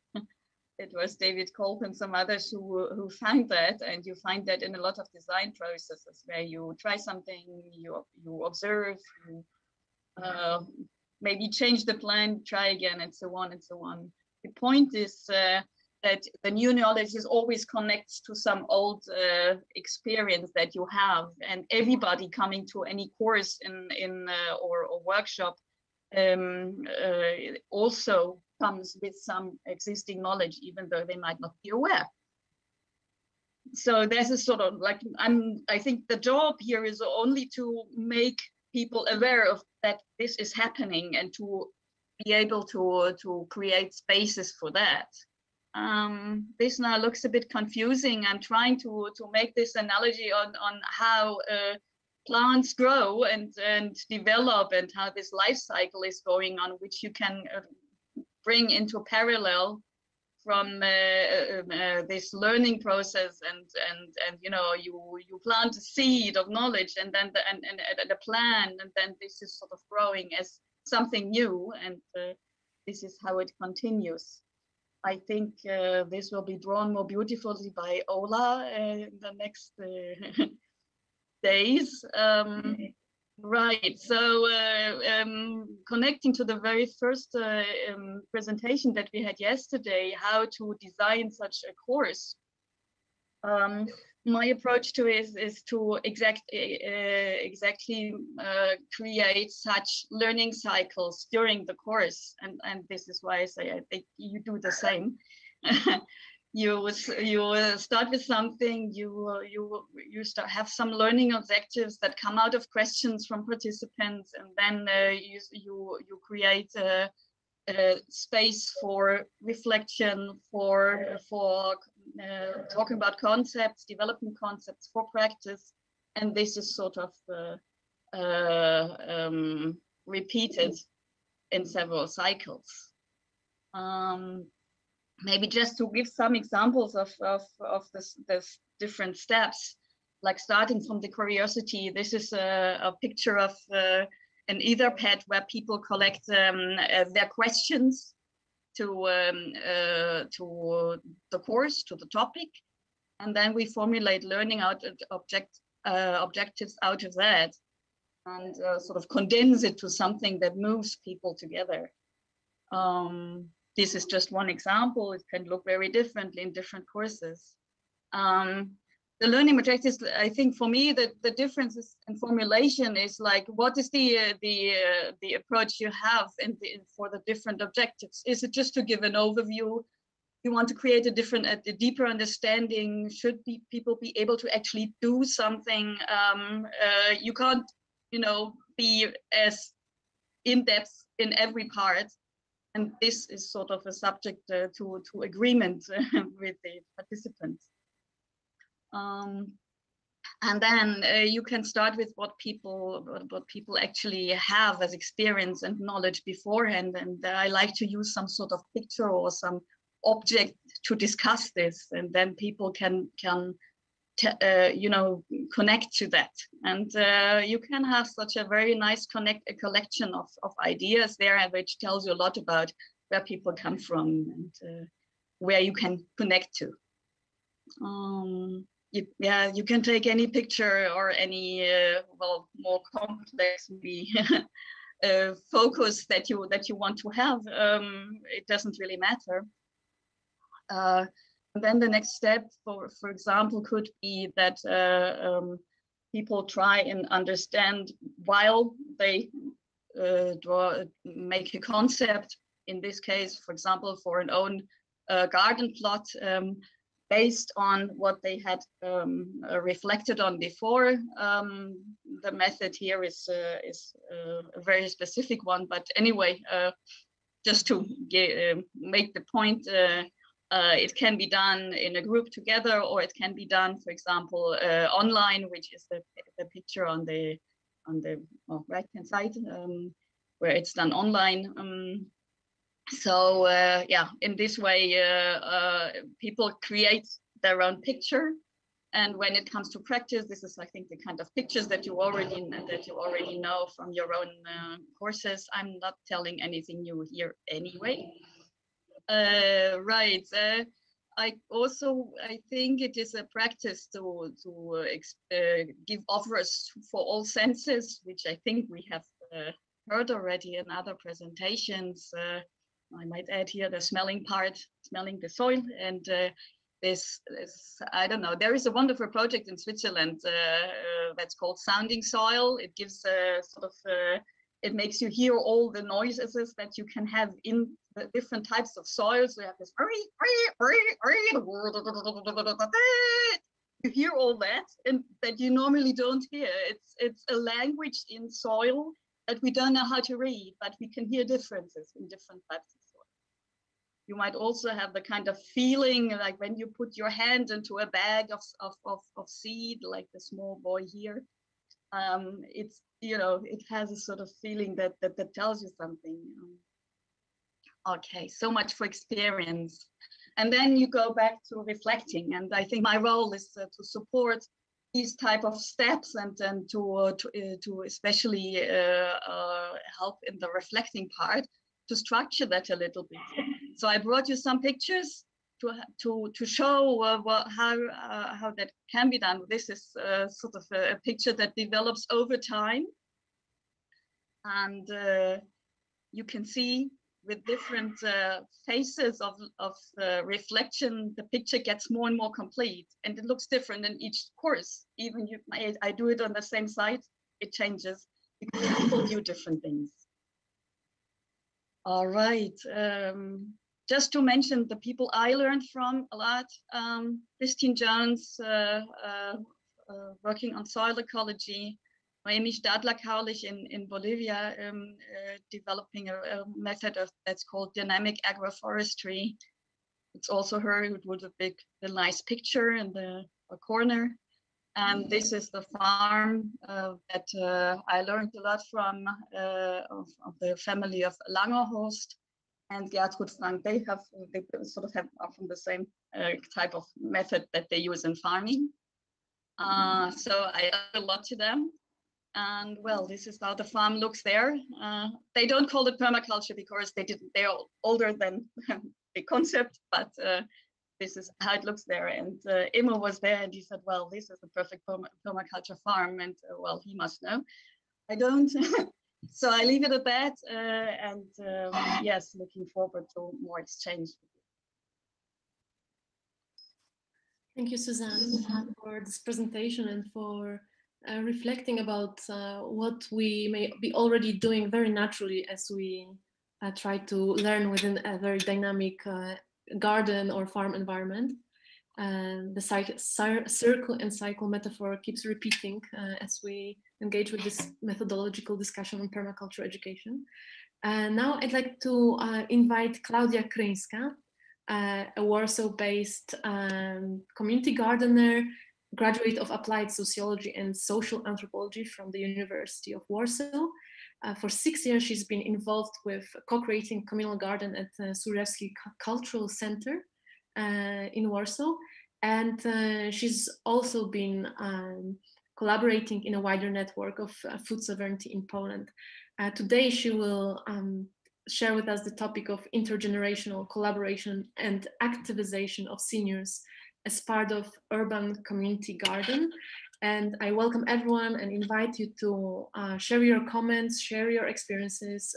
We will circulate them so that we can also be in dialogue as we listen and reflect. And Klaudia, the floor is yours. Thank you. Thank you, Jana. I will share my my screen. Okay. Can you see my presentation? Okay, great. Okay, hello everyone. And as Jana said before, I'm a graduate of sociology and cultural anthropology. And for 7 years now, I think I have been associated with community garden at the Służew Cultural Center. And this garden was established by an activist, Paulina Jeziorek, and all the examples that I will present today during my presentation are from the time when the garden was run by Paulina. So due to my education, what interests me most in gardening and in permaculture are the relationships between gardeners. So this aspect of people's care, and this topic I will develop now during the presentation. And the topic of this is all wisdom for modern hungry cities. How to activate seniors through urban gardening, because I believe that the seniors are one of the most vulnerable groups nowadays. And I will, to begin with, I will present some statistics, because as the World Urbanization Prospects report showed, in 2007, for the first time in history, it was reported that more people live in cities than in the rural areas. And nowadays, it's more than a half of the world population. And forecasts assume that by 2050, it will be as much as 66 or even 68% of our population. Moreover, according to these reports, prospects show also that by 2050, 1 in 6 people in the world will be over the age of 65. So population aging is believed to be one of the global megatrends and is a global phenomenon because almost every country in the world is experiencing this growth in the size and proportion of older people in the population. And this growing population of seniors is also influenced by another trend. And by this, I mean the change of the life model and especially the rise of living alone. So the rise of the single person households. And it is said that single person households have become increasingly common in many countries across the world, and obviously also it is widely spread in Poland. So social connections and including contact with friends are now more important than ever. And these are things important for our emotional well-being and also for our health. And as single person households become more common, there are new challenges to connect and provide support to those living alone. And here we have a choice of various activities that allow us to include seniors in our communities. And one of the most obvious is gardening. And speaking about gardening, it is natural that our teacher in this aspect will be and can be permaculture. And not only this ethical triad and one of its pillars, and I mean take care of people, but also other permacultural principles tell us that we need to take care of our community. And one of the principles tells to integrate rather than segregate. So we can look at the seniors not as a separate group, but we can integrate them with others, with the rest of the gardeners. They can work successfully, for example, by teaching and by passing their knowledge to the younger generations. And it is quite natural and familiar field for seniors because of this simple fact that many of the people who are seniors now had an allotment gardens.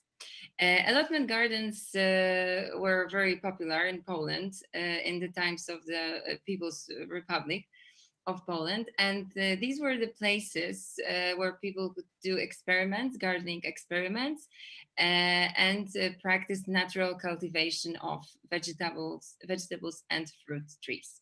So in our contemporary urban gardens, they can therefore become experts in this field, and by this they can gain authority and find their place in our diverse gardening group. So while planning how to invite seniors to our gardens, we have to take into consideration 3 crucial aspects. First of all, space. We have to remember to prepare our garden infrastructure that will take into account the needs of seniors. For example, raised beds or cultivation bags can be really helpful here, but also we can have tables for preparing seedlings or growing herbs. And also, apart from the working area, we have to remember about preparing the resting areas, like sheltered areas or benches that we can just sit on and talk with each other.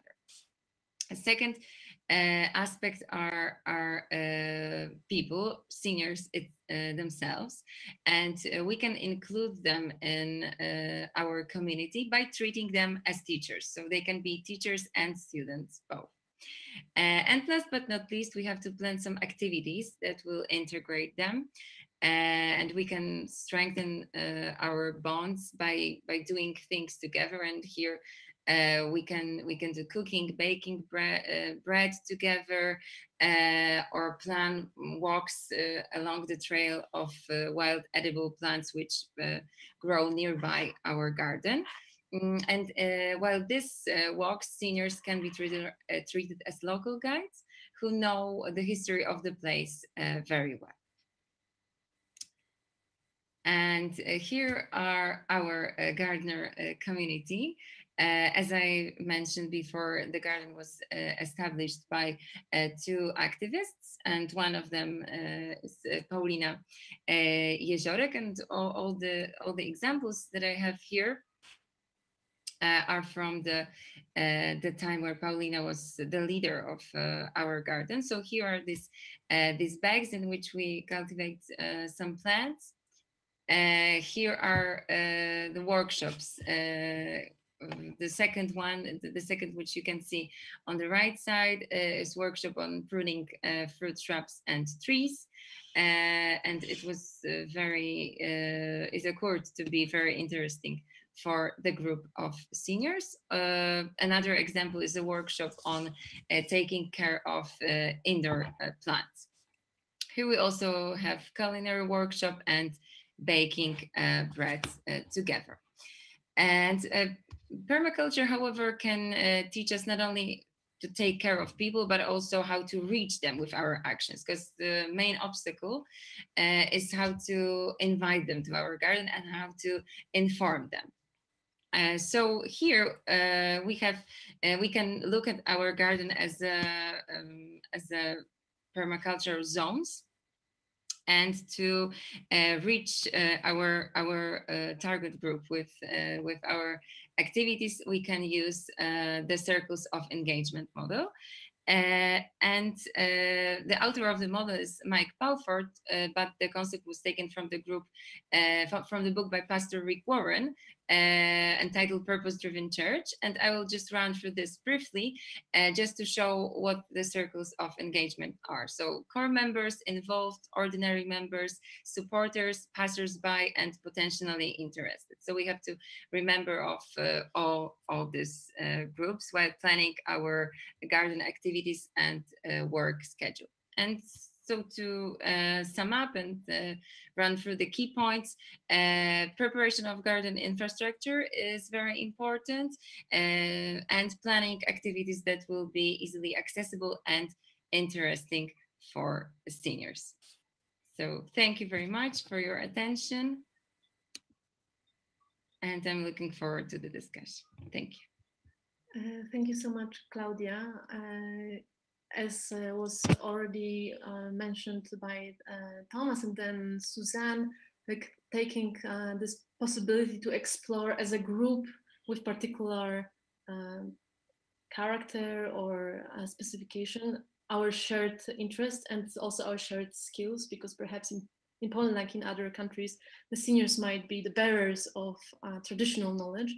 It can be very helpful to structure the learning process. And I hope we will hear a similarly interesting take on working with different groups, including people, without distinguishing them in the learning process, from Habiba Youssef, who is originally from Lebanon and a resident of Spain. Habiba has academic background in economics and sustainability and has worked internationally in international aid, but currently she is a co-founder and one of the coordinators of a regenerative of a land regenerative community, La Bolina, in Granada, in southern Spain.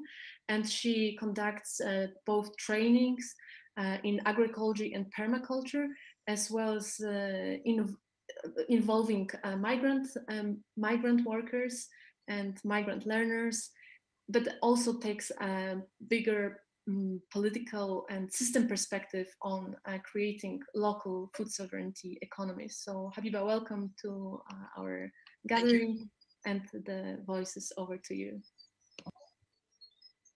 Okay, thank you very much, Joanna. You see well the screen? Okay, thank you. So I would like to start with this slide. If you could please take like just a second and look at the illustrations, and if you could describe in the chat for 30 seconds, 1 minute, what does this represent to you in the framework of, in the context of the supermarket culture?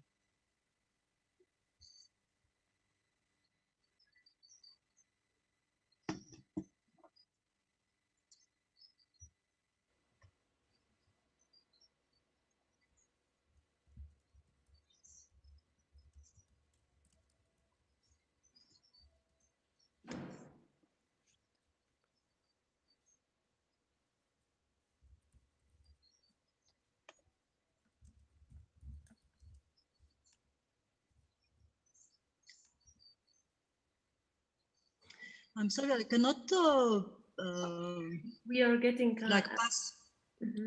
You're maybe not seeing the chat, but there's some answers: separation from nature, dependency, alienation, plastic desert, dependence on capitalism for food. Bye. Okay, thank you. So yeah, my name is Habiba, as Joanna said, and we are. I'm part of La Bolina, which we live in the south of Spain. And when we were asked a little bit to offer like a view on how can educators in agroecology and permaculture encourage other people to join those efforts. One of the proposals that we have really through it's like through collectivity and empowered migration. So one of the first ideas I would like to share here is the importance of the cities and the importance of the urban and rural connection. So in cities, really, in the context of the supermarket, we see a lot of people that don't have really time to put into basic necessities, such as food and preparing food. And we also see in the supermarket like a lot of shelves with a lot of single-use packaged prepared food that sometimes are considered healthy, like salads, for example, where really they are not that healthy as they appear. And so, as we already said, like cities is a big market. There are a lot of people that have to eat in the city, so it's a big market. So, in order to have any change of paradigm in the food growing system, cities, of course, should be included, and the behavior of citizens also should be changed. No, especially for young people and for children, like to begin their education, so that those people can integrate those changes in their behavior. Then, of course, like a food growing educator, we can show people all the regenerative permaculture agroecological techniques to grow food. But as you are facing like a very big system, that is the system of the supermarket, which is very big and touches many aspects, we should also like provide team up and be able to provide like a device, let's say, that is as strong to scale up a little bit the efforts, so we can really offer an answer to an viable alternative to the people that now go, for example, to the supermarket. So this is like a proposal a little bit, and it's also based on our experience at La Bolina. Of course, we have like the education, the courses, but behind this, to be able to really, I repeat myself, make a change, we have a whole team of people working to be able to produce a change of paradigm, a change of perspective. So here you can read, for example, we have the commercialization coordinator, we have communication and event, we have cultural events. We also have to have like a global view to be able also to change on higher level, like policy makers and such. We have migrants, volunteers, and I put here also, for example, the COVID-19, which for me is an awareness about the limits of human on this planet, because we really saw a change of people, like people were buying more organic food last year. We saw it in our baskets, no?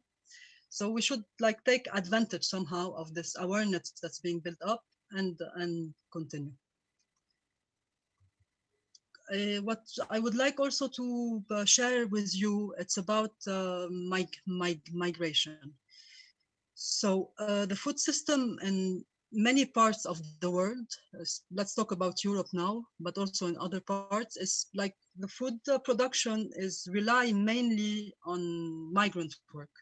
Here in Spain, we have the example of Almeria, and we are talking about cheap labor without any legal protection that make this food system, as they say, viable economically, but which doesn't include any externality that come from the social, the cultural, the environmental problems that arise. So, and many people, buyers of this food in Europe, like for example, in let's say in Northern Europe or in other countries that are not Spain, because Spain exports a lot, of course.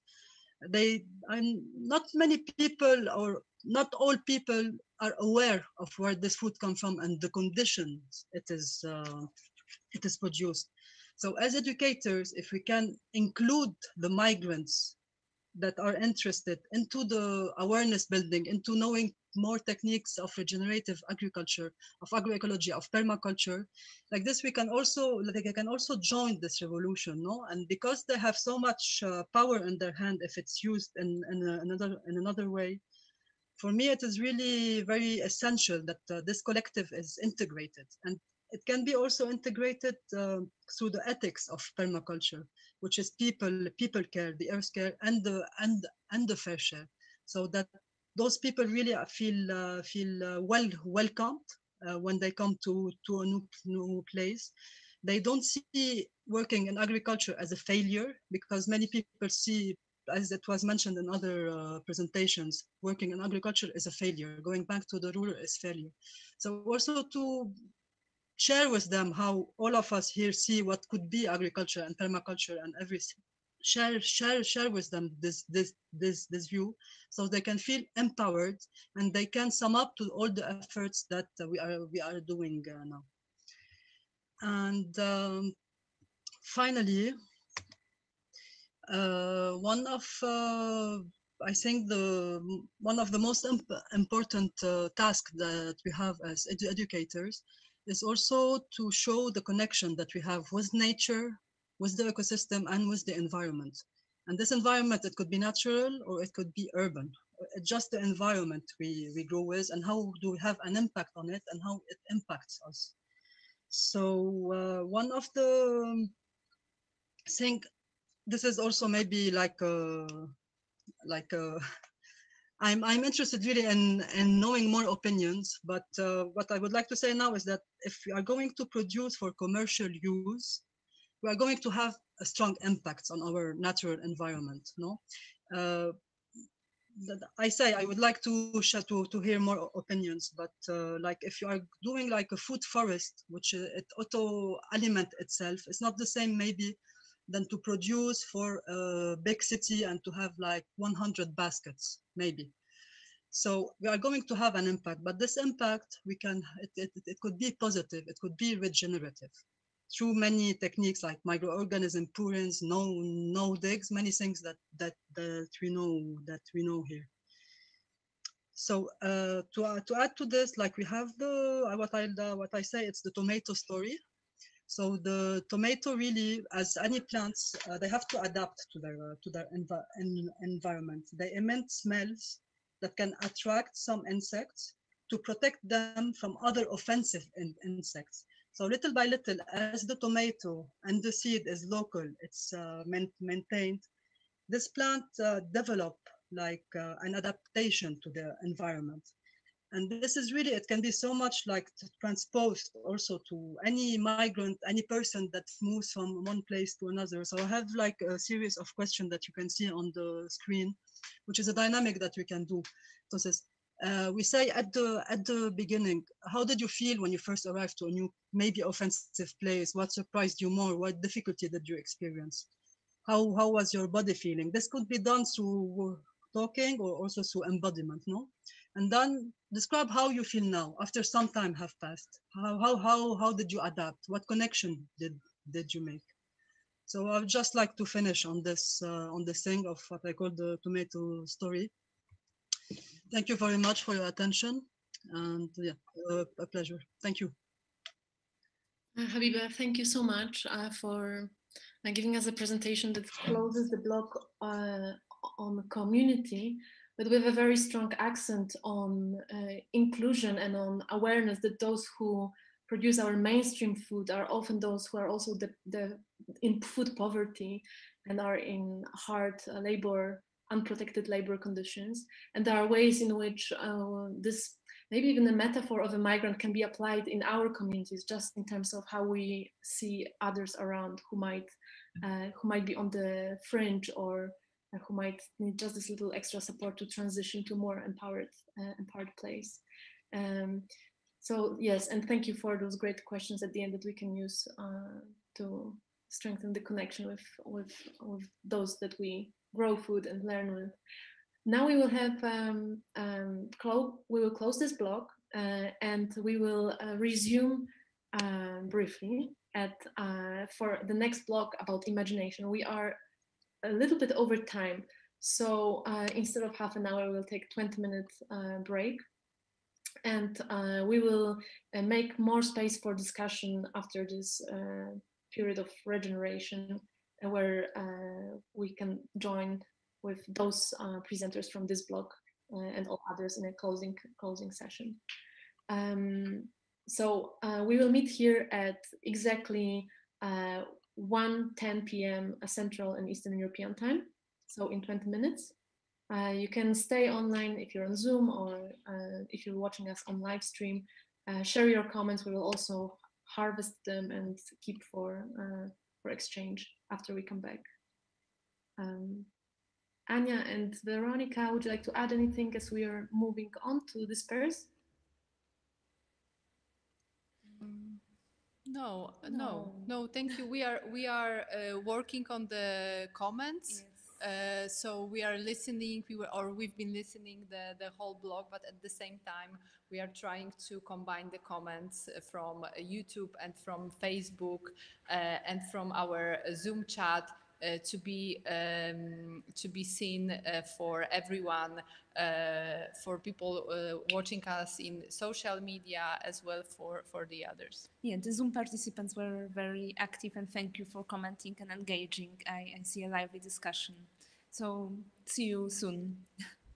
Great. See you at 1:10. Thank you everyone for support, attention, and exchange, and have a good rest before we launch into hopefully a very relaxed blog about imagination, since you cannot strive and force the imagination. So see you after a break.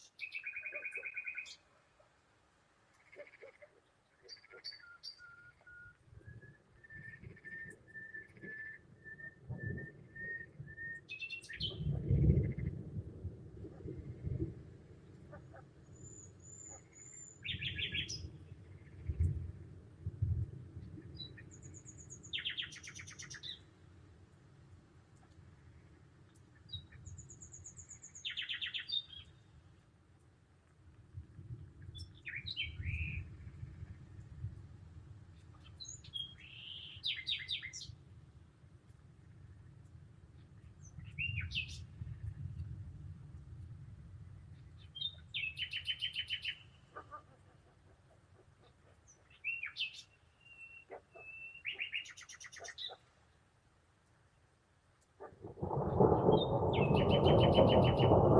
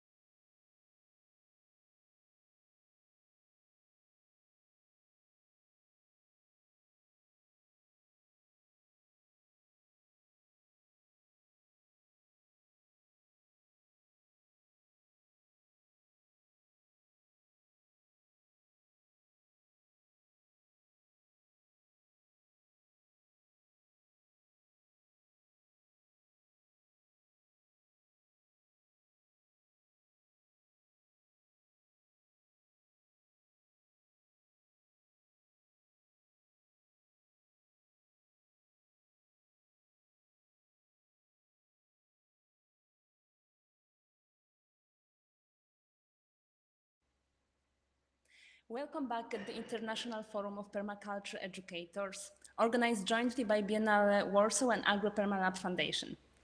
Let me remind you that this is first time that we have such kind of event in Poland.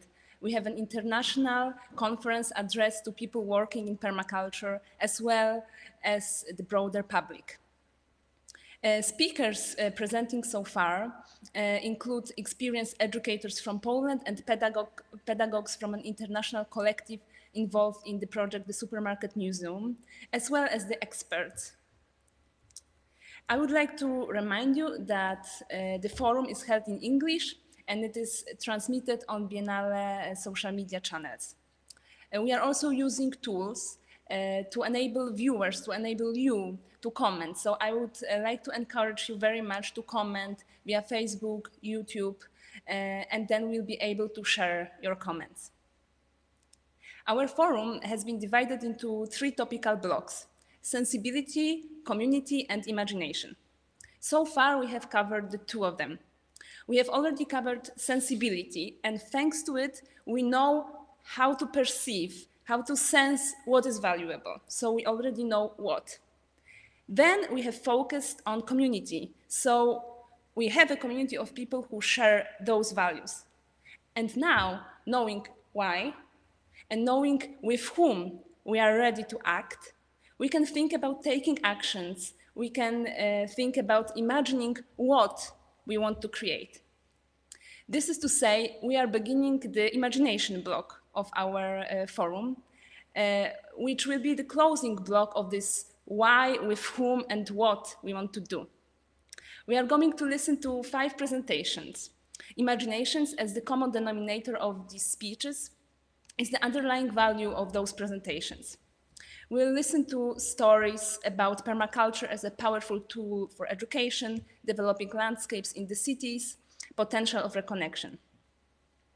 And we will start with our international keynote speaker, Rosemary Morrow. And it is my pleasure and honor to introduce Rosemary. And it's very difficult to summarize briefly what Rosemary has achieved across her teaching career. She has trained in agricultural science at Sydney University, rural sociology at the Sorbonne in Paris, development and reading UK, and horticulture at TAFE. And she is an author of numerous publications, including Permaculture Teaching Matters publication. And for almost 40 years, Rosemary has worked extensively with farmers and villages in Africa, Central and Southeast Asia, and Eastern Europe. Rosemary, I would like to welcome you very warmly, and I give the floor to you.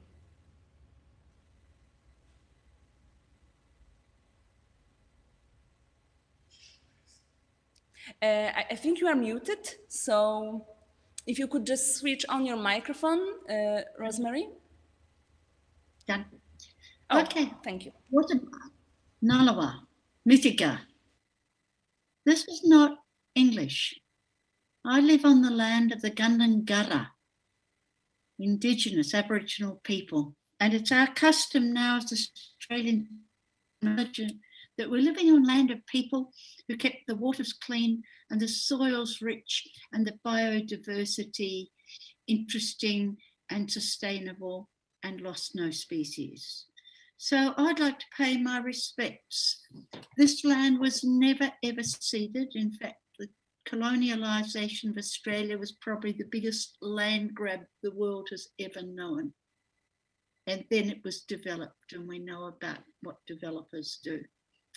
I'd just like to acknowledge that that's part of the history, and for the people and their work in maintaining a rich and wonderful, diverse environment and deep and profound culture of relationship with all living things that we will always be indebted. So thank you, everyone. It's been a really interesting, challenging, stimulating conversation up till now. I think from the start with Alfred and then going on to Thomas and now ending up here. And this might be a little bit different, I think, because my experience is not been so strongly in this middle class culture. I do teach at home.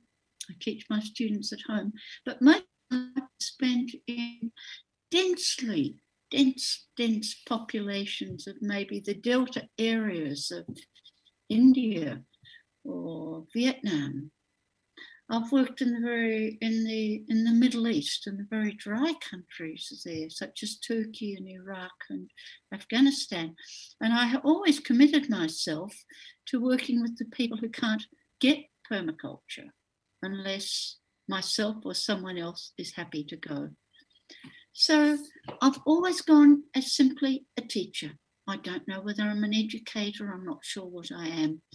But as a teacher, I decided that it's a sheer waste of your time and a waste of my time if you're not effective in education. So it's become a great interest to me of how learners learn and how effectively can they learn, which of course is going to scale up and increase your impacts. But I'd like to talk about that perhaps another time, because it requires certain techniques and methods and strategies to make sure everyone is learning or everyone is understanding. And as you know, permaculture is not an armchair study. We don't spend endless evenings discussing it. We discuss and we do. We discuss and we do. And what I would like to do now is take you to the future. So would you please, would you mind, would you be willing to list a few words about how you feel about your future and a global future? I tend to think globally because that's been my experience. I act locally, but I do think globally. So I'd like you to sort of put down a few words. Thank you, Kristen. That's a great start. Words for the future, 5 years, 10 years, 30 years. Let's see if we can get a few more words down there to think what the world's going to be. Lovely, Carolina. That's great. Alfie, great. Extremist. Yes. Let's hear some more. Dynamic. Hopeful. Yeah. Fragile. Joanna, I think that's true. Mm-hmm. Evolving, yes. None of us actually know, thank you, the revolution. It could be because need and stress is likely to create revolution. It may be sunny if we can get it together in time. No, but we know some things. We know from the COVID that COVID may go on, that they may have other strains of COVID going into the future, that some may or may not be responsive to vaccines. We don't know. We can probably take it that COVID is going to be here for a while. So as permaculturalists, what questions come to you? Let's have a look at just some of the basic ones. If COVID continues, what does that mean to your teaching? If COVID continues, what does it mean for European or your country's food security? For the lines, for the imports? If permaculture continues, what is it going to do to our societies? I'd like you to take on some of these questions a little bit. Thanks, Claudia, that's great. Yes, so in permaculture, we have some of the answers, and Claudia's just mentioned one, is that if we don't get local and we don't get bioregional, you can call it localization, you can call it bioregion, call it what you like, but we have to do that. Although it may not happen, that nations will no longer be able to provide for all their citizens, it's likely to. People are likely to move to rural areas. Rural areas in Australia may turn to desert. No? Yeah, more self-reliance. So how's that going to affect our teaching? If you've got any words, just throw them up and I will reply to you, because so far you are directly on track for what we're talking about. The future will not be as the past has been, and it's going to probably go faster. I think we have to prepare ourselves for bioregional or local disasters, what they will be and how to do it. So it may not be a choice to say, I'll grow food or I want these people to grow food. I have to persuade them. What we find in refugee camps is that people on very hard rations and World Food Project rations, you start teaching permaculture and that's what they want. So let's look at what the future is going to be like. Next slide, please. Right, let's just look at two of them. Awful lot of people living in cities, but how will they live? 80-story buildings, 60-story buildings, favelas, slums, flats, marginal places, camps, and 20-30% over the luxury of the home and land. So what I'm saying to you, and maybe you've got it already, is the permaculture taught for the Western middle-class person will not be applicable to so many of these people. Therefore, permaculture will become somewhat redundant. Maybe we can do regen ag, maybe we can have some houses and gardens and neighbourhoods, but in effect, permaculture is going to have to change. It must change to deal with the future. And as educators, we're going to need different approaches and techniques. Even if it isn't this, if it's 60% and 40%, it's still an awful lot of people living in places where land is a premium and growing is difficult. So what I've learned in the last 4 or 5 years in refugee camps around the world in different cultures and countries is that if permaculture wants to be relevant, we have to change. In these sessions, we've been talking about designers need to change or government people need to change. We need to change to adapt with the times, and we have the knowledge and ability to do it. Let's have a look at the next slide. Right, at the same time, we're talking about a climate crisis. This is what's going to happen, and some of you have referred to this. Remember the great deltas of the world, of the Amazon, the Irrawaddy? That's about 1/3 of the world's population growing food. They will go underwater. Clean drinking water? Only for a few. Adequate nutritious food? No. Vulnerable distribution. Agricultural land endangered. Access to blue and green landscapes, so important for psychological health, are going to be compromised. What does this mean for us? We've got two things. We know these things. They may not all be true to the same extent, but some or all of them are going to happen. What do we know? We have knowledge and skills. And we have the sort of knowledge and skills that many, many people in the rest of the world don't have. An agricultural scientist won't have it. Sociologist won't have it. But the body of permaculture, the knowledge that we hold, is such that we would be on the way to understanding some of these problems. So in the rest of the talk, I'll talk to you a little bit about the sorts of things I think we need to get skilled up in for the next 20 or 30 years. So let's go on. Next slide, please. So this is it. We need to take on the idea of breaking planetary boundaries. How many of you are familiar with that? Can you give me a clue? Planetary boundaries? Right, exactly. Right. Planetary boundaries are almost the same as what David Holmgren and Bill Mollison decided in the 70s were world problems, global problems. Those that we teach in the beginning of a course that permaculture has the answers to. What do we have to do about taking more than we replace? as an individual, as a group, as a nation, as a community? And what do we have to teach others? I think this is a really important question, because what we're taking now is not just the oil, it's the groundwater, it's the fish out of the sea. So I think, thank you, Thomas, that's a great reference to Stockholm Resilience. So what I'm teaching now is also the planetary boundaries and the concept of breaking them and what it does to us.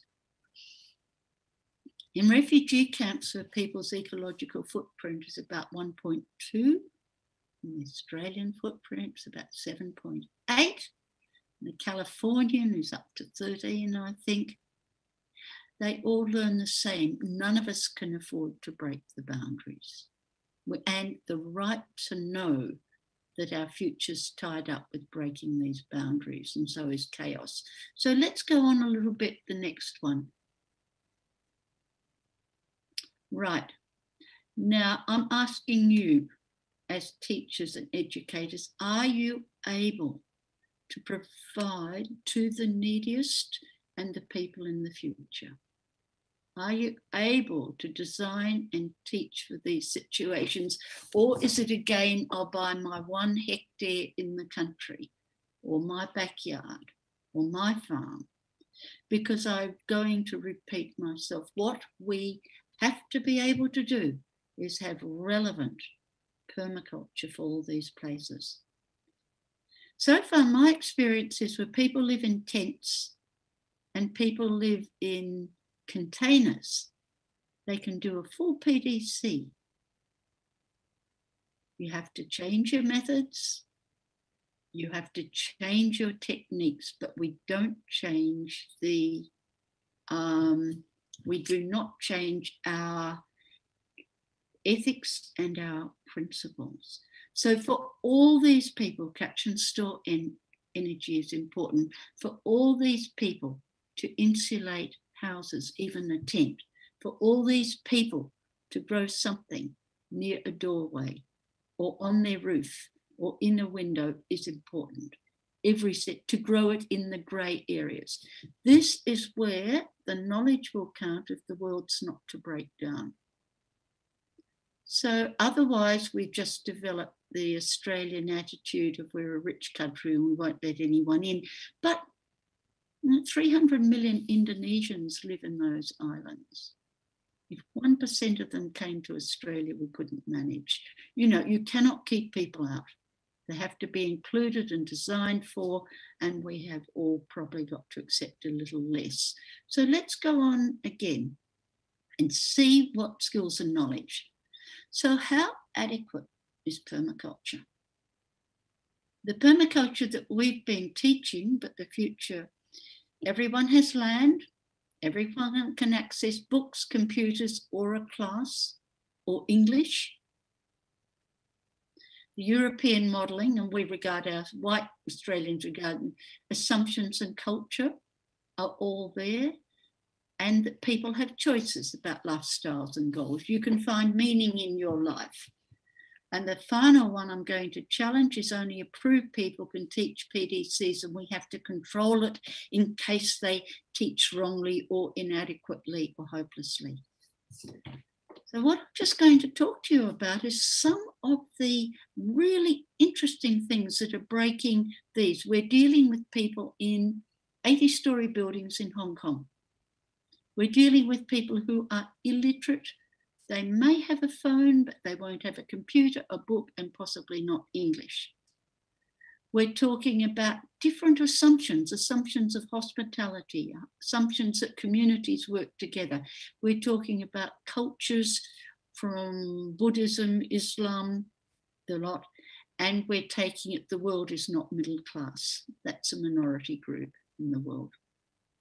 And I'm going to challenge that only approved people can teach PDCs, because COVID has taught us that we have to help people design their own PDCs where the oceans are rising, where the cyclones are enormous, where there's 1 million Rohingya refugees from Burma, if you followed that story, and they don't need to wait and do classes of 20, 30 people, and they don't have access to the media that we've got to do the courses online.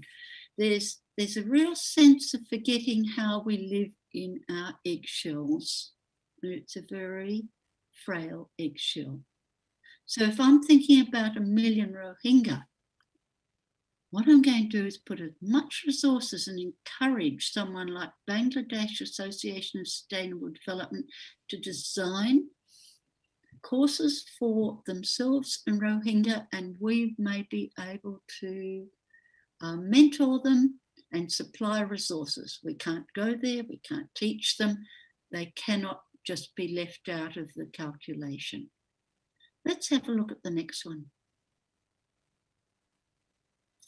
So this is sort of situation I see a lot. This one at the bottom, you'll see the camp. So people have got date palms and they've got irrigation systems and they grow sorghum and teff. They might grow corn.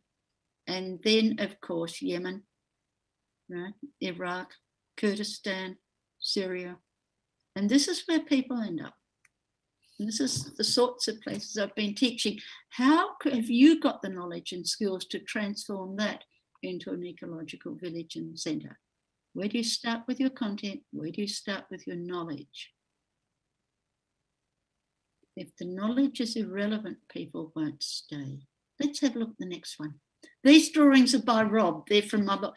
Have you got this? How much food can you produce from a city balcony? How many things can you find which are absolutely free? Tins and drums and boxes. Can you stack every wall? Good on you, Kristen. I thought you could. Yep, pack it and measure how much you get, right? Every day, just cut and drop them on the scales. Look, we've got quail at the bottom. We've got a worm farm. We've got the vegetables. These fruit trees need to have chives and other things. We've got stuff growing on the wall. We've got hanging baskets. Remember, there's always room for one more plant in the garden. Always. I can see places there they could increase their planting. And imagine if you've got 80 stories high and they're all growing that much and you set it out along the ground. That's a lot of garden. This is for later watching.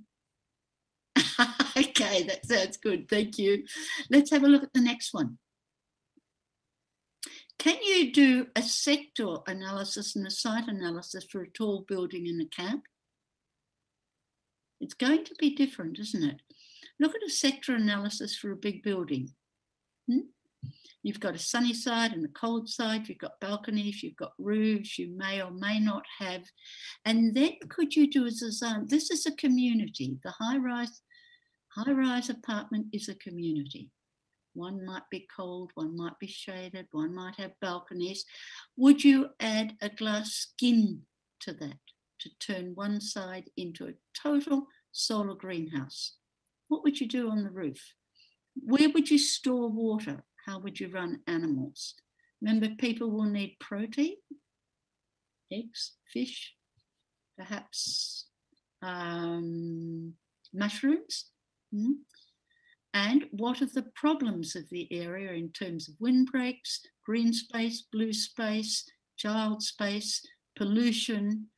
You know, we're having to think now in groups of people and where they live. Start thinking in terms of neighbourhoods instead of individuals and what happens over the fence. So this is a basic little bit of a site analysis or sector analysis of a camp.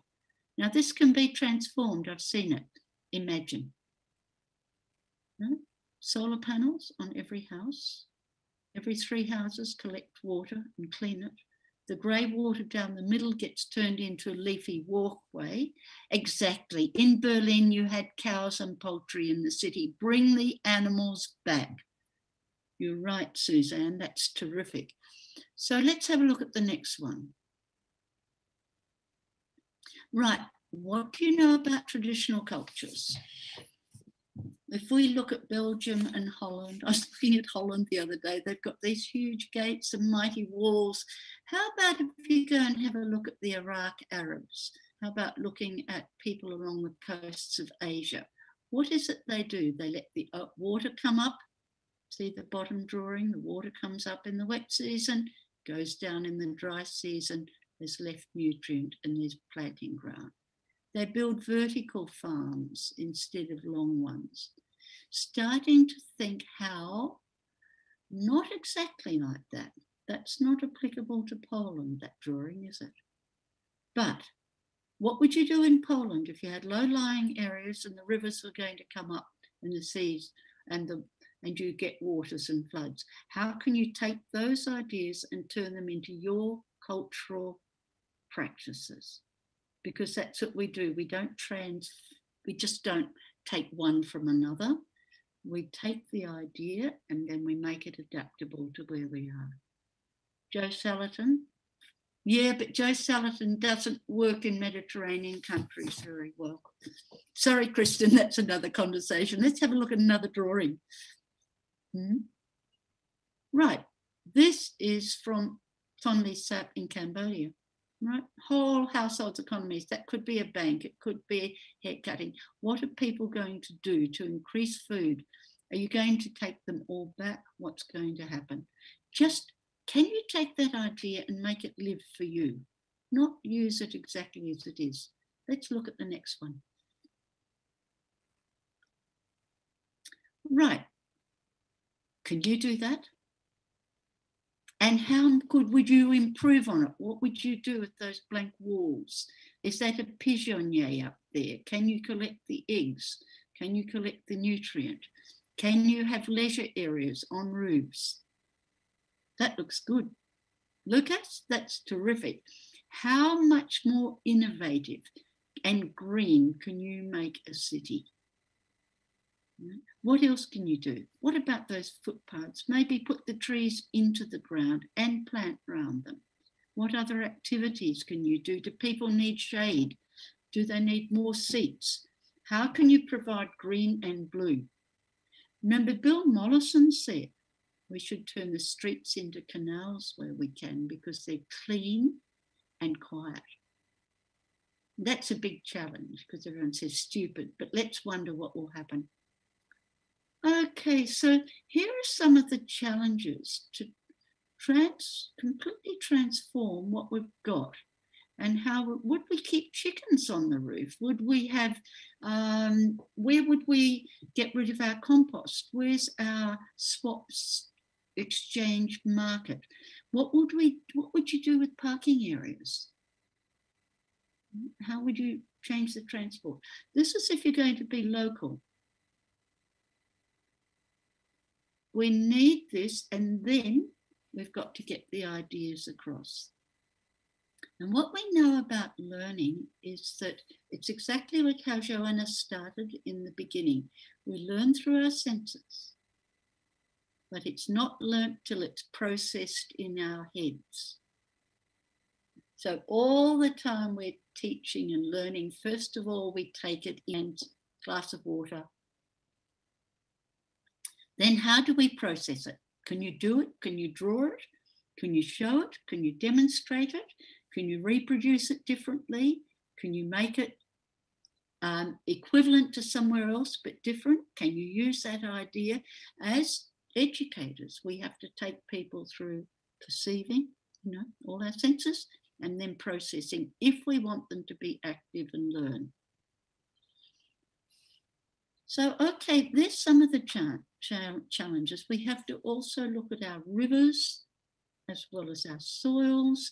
We have to look at the fact that everything happening in this drawing, if it's polluting, it'll end up in the sea. The secret to marine reconstruction is on the land. Every single thing in here that's green and recyclable and sustainable is going to help keep the oceans from breaking their next planetary boundary. Let's have a look at another one. I'm talking too much. Right. So people have often said to me, you can't do permaculture with people without land. Yes, you can. You can only do it on small farms or big ones, or yes, you can. However, here's the crunch. We must use the third ethic of permaculture to make sure the knowledge and skills of permaculture belong in the community. What's your plan for succession of your knowledge? What's your plan for your succession of your experience? It's not just teaching the children, it's making sure that people around you have that. So is it a disaster plan? Is it sustainable street? Is it group energy? What is it? How can you make them communal? One of the huge critiques of permaculture is everyone says, I'm going to do my garden and my farm and my everything, and we do not own that. Remember that Bill Mollison said the zone 00 is this reflective question: how well do you function in your community? That's your zone 00. It's not getting to perfect. It's not always being a calm, peaceful person. It's how well you're functioning on a daily basis in your community. That came from Bill years ago. And of course, it belongs in a functional analysis. He always said the Pope, the General, the King can function a lot worse than a street sweeper who's actually building community. So it isn't status, it's function that matters in everything. And that's just your basic permaculture concept. How well do you function in your community? If you want to get to being a really remarkable person in engaging in your community, you will grow and learn, not in retreating from it. Through engaging in things that are a bit naughty or a bit difficult and learning. And that terrible thing where I was wrong and I made a mistake and I'm sorry everyone and I apologize. That's where I learn. And it's not, so as educators, I think we're going to need different sorts of strategies and techniques. We're going to have to be very clear about how people learn, and we're going to have to engage with the future. I haven't read all that. Have I got another slide? Oh, okay. So where to start?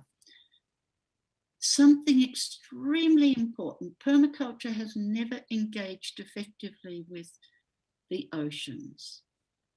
There's a little bit here and a little bit there in books. It hasn't done it.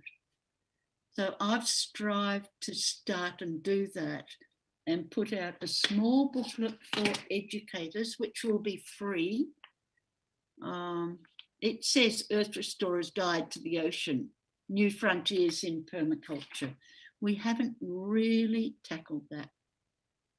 And we are really going to find it very, very hard to do the wicked problems. Air quality is extremely difficult to do on an individual basis or even on a regional basis. But we can't give up for that. So, I've sort of tried to approach air quality in the revision of my book because we must have it. And the other thing we must do is direct people on a much better curriculum for lives in permaculture. Not just teachers and designers and the few, but we want people in the media and we want permaculturists in the arts. So let's see what's happening. Find your natural leaders. That mightn't be you because it's not me. Start wherever you can and work local economies. When COVID stopped us teaching in refugee camps, we immediately offered to produce materials and get them really good, valuable materials. We had to know what was globally applicable, which isn't always a cow or a pig.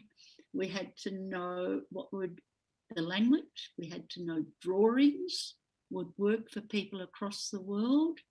We had to know that a picture of a drop of water, that little drop?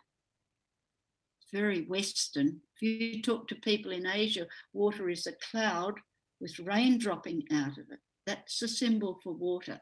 So we had to start to learn a lot. We helped people do posters in Kabul to ride on bicycles saying, start growing your garden, get seed here, because they don't all have Wi-Fi, right?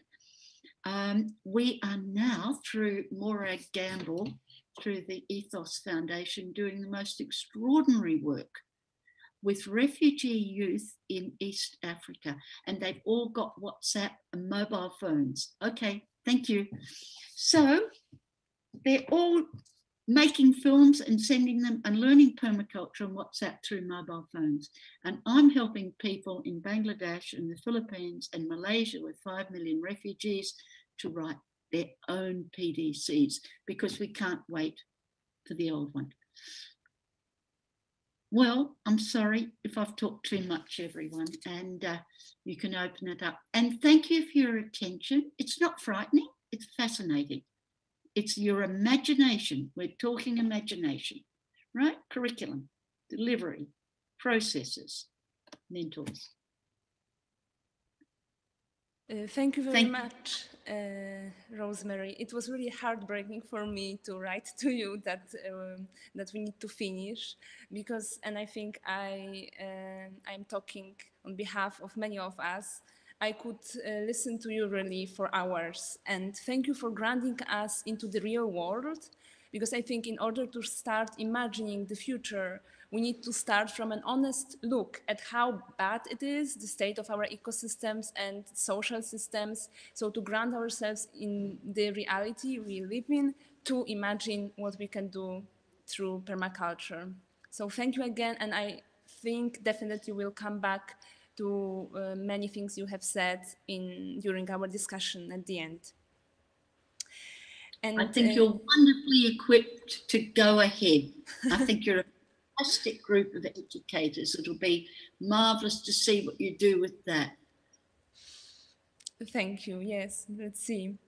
And now I would like to invite another speaker, Daniel Pacek, who has been synthesizing his creative approach to permaculture by developing his farm Pacówka for the past 4 years. He's a community builder, he's an entrepreneur, he's engaging into creating innovative grassroots projects and local social hubs. He's also a pedagogist and practitioner. So Daniel, I leave the floor to you. Yes, thank you very much. And it's, I think it's going to be really hard to say something right now. Can you see my presentation? After such a powerful presentation before, to say something wise, that would be really, really hard, but I'll try to do my best. Can you see my presentation? Is it okay? Mm-hmm. Yeah, super cool. So, okay, wait a second. Yeah, so basically my idea I would like to share with you today, it's a concept of preparing like a kind of workshops on the farm for game, like the youth with gaming disorder, and I would like to make it by gamifying the workflow on the farm. So basically, just to make it much easier for those people with this gaming disorder. But I think that this gamified of the farm life have much more to offer for us. And I think that the permaculture farm is also like very suitable place to support many kind of therapeutic activities. So basically, I'm not gonna say nothing new, because we already said about it that we are right now, like our world is really heading into a really dreadful direction, and the amount of crises, you know, is like, it's really terrifying. So, but I think like one of the biggest problem right now on the world that is really stops us to make the change is our disconnection. We are disconnected from the people all around us. We are disconnected from ourselves and from our dying planet. And this current pandemic, I think, is not really helping us at all. So I'm not gonna say anything new when I'm gonna say that small farms have therapeutic potential by themselves, and they are backed with horticultural therapy and animal-assisted therapy, and they are very widely recognized and powerful tools that support the variety of disorders and addiction. But I think that the permaculture farm have another advantage. Over here, everything is about connection.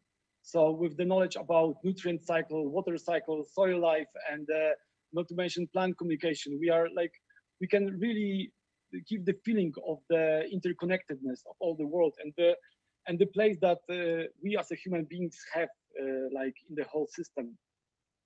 For me, small farms are also very important because they are like a building, fundamental building blocks of our civilization.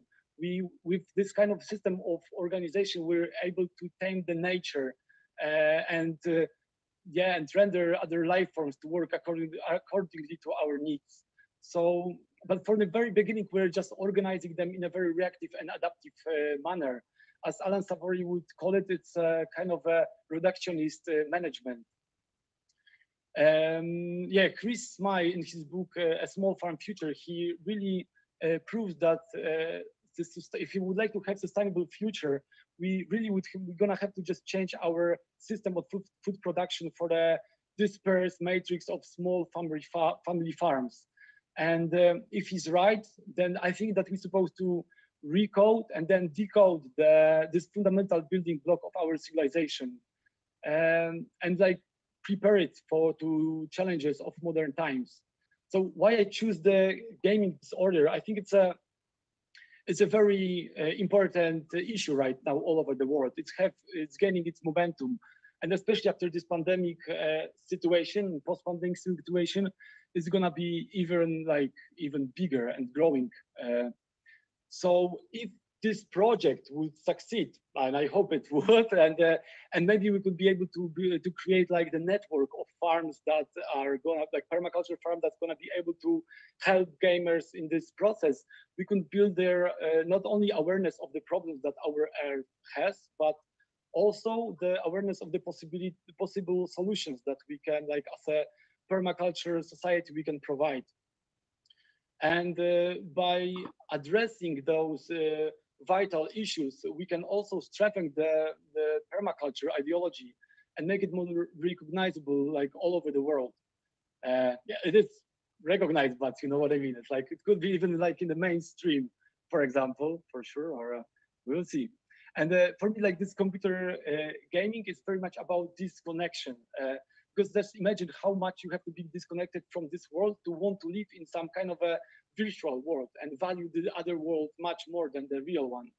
So for me, very inspiration in this project was Gabor Mate and his idea when he connected the addiction with a feeling of disconnectedness from ourselves and from our world. And he, I'll finish over here because it's too much to say about his idea, and I have to keep the time. And board game. So basically the first step, I think, to take those compulsive gamers from their virtual world to create like a few steps. And the first one would be the board game that we could play in some different neutral area, not on the farm itself, but somewhere else. And over there we could teach them about permaculture principles and system thinking, and we could still be in the very safe environment of the gaming world, let's say.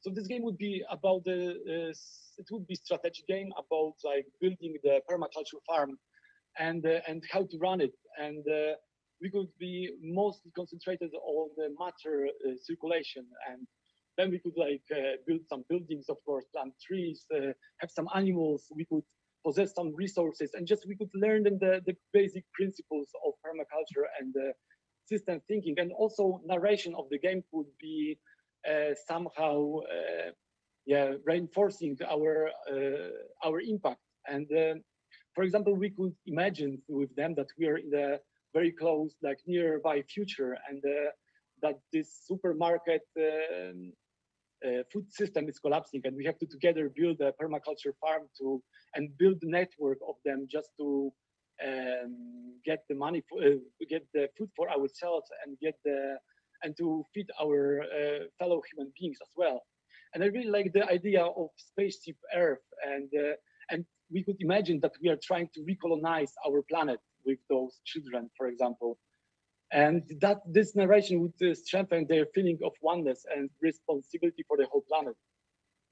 So another step would be to go on the actual farm and to present them this kind of a outdoor real life game, and that would and the previous board game would be just a kind of a, we could also use it. It would be a plan, and we could plan with it and organize the work on the actual farm. So, for example, yeah, the game would be very similar to the board game, but over here we would just have to take the simple farm jobs in order to push the narration in the actual game. So every action will have its equivalent in the real world, basically. And we could also like, we could traffic some information about nutrient cycle, water cycle, plant communication, like it would be all around, but it's quite hard to implement those ideas into the system of the game itself. It's we have to make it like more simple at the beginning. Maybe we're gonna advance it in the future. And the third part that could be of those workshops, that could be just to encourage those young people to just work with us on the farm, you know, as a third step. It could be like mildly gamified, but not necessarily. But over here, we would like to more concentrate on our body that is going into interaction with the garden or a farm. And because I think that our bodies are kind of an anchor that keeps us moored in this reality. And through this body and through this garden environment, we could connect once again with the world, and it's much easier setup. Also, we could implement some natural movement activities and gentle meditation to help us to be in the present moment and in our bodies as well. Meaningful work performed in a decent pace, in a reasonable place, has a transformative potential as well, as I think. So basically, this part would be all concentrated mostly on to find a joy and fun and satisfaction in simple garden activities, because mostly those addictive computer players are just playing because they cannot find any fun in the real life, so they find it in some other one. So our conclusion would be that building and maintaining a small permaculture farm is a kind of a game. So, but it's almost the same like in the Minecraft world. But over here we have like longer dopamine cycles, you know, and yeah, and we could learn them that we as a society we play various type of games, and maybe this example of gamification of a farm life could help them in their lives to gamify other I don't know, activities. So, but I think that the final punchline, like for me, would be very important to just show them that not everything in our life could be gamified, and that's and you know, like the fundamental philosophical questions, they are never going to be answered, and this is like something that makes the life very interesting and thrilling. So that's why I would like my farm to be a place for reconnection. Thank you very much. Right. Thank you very much, Daniel. Thank you for this example of how to create a methodology that would reconnect people, those people who are very reluctant to reconnect. Thanks. And now I would like to invite Jana Koznarowa from Czech Republic. She has lived and worked in the Center of Ecological Education and worked as a lecturer of environmental education for pupils, teachers, and the public for 5 years already. She was also coordinating community-supported agriculture, food initiatives, making workshops, consulting, and creating the map of the farmers and the community-supported agriculture initiatives. Jana, the microphone is yours.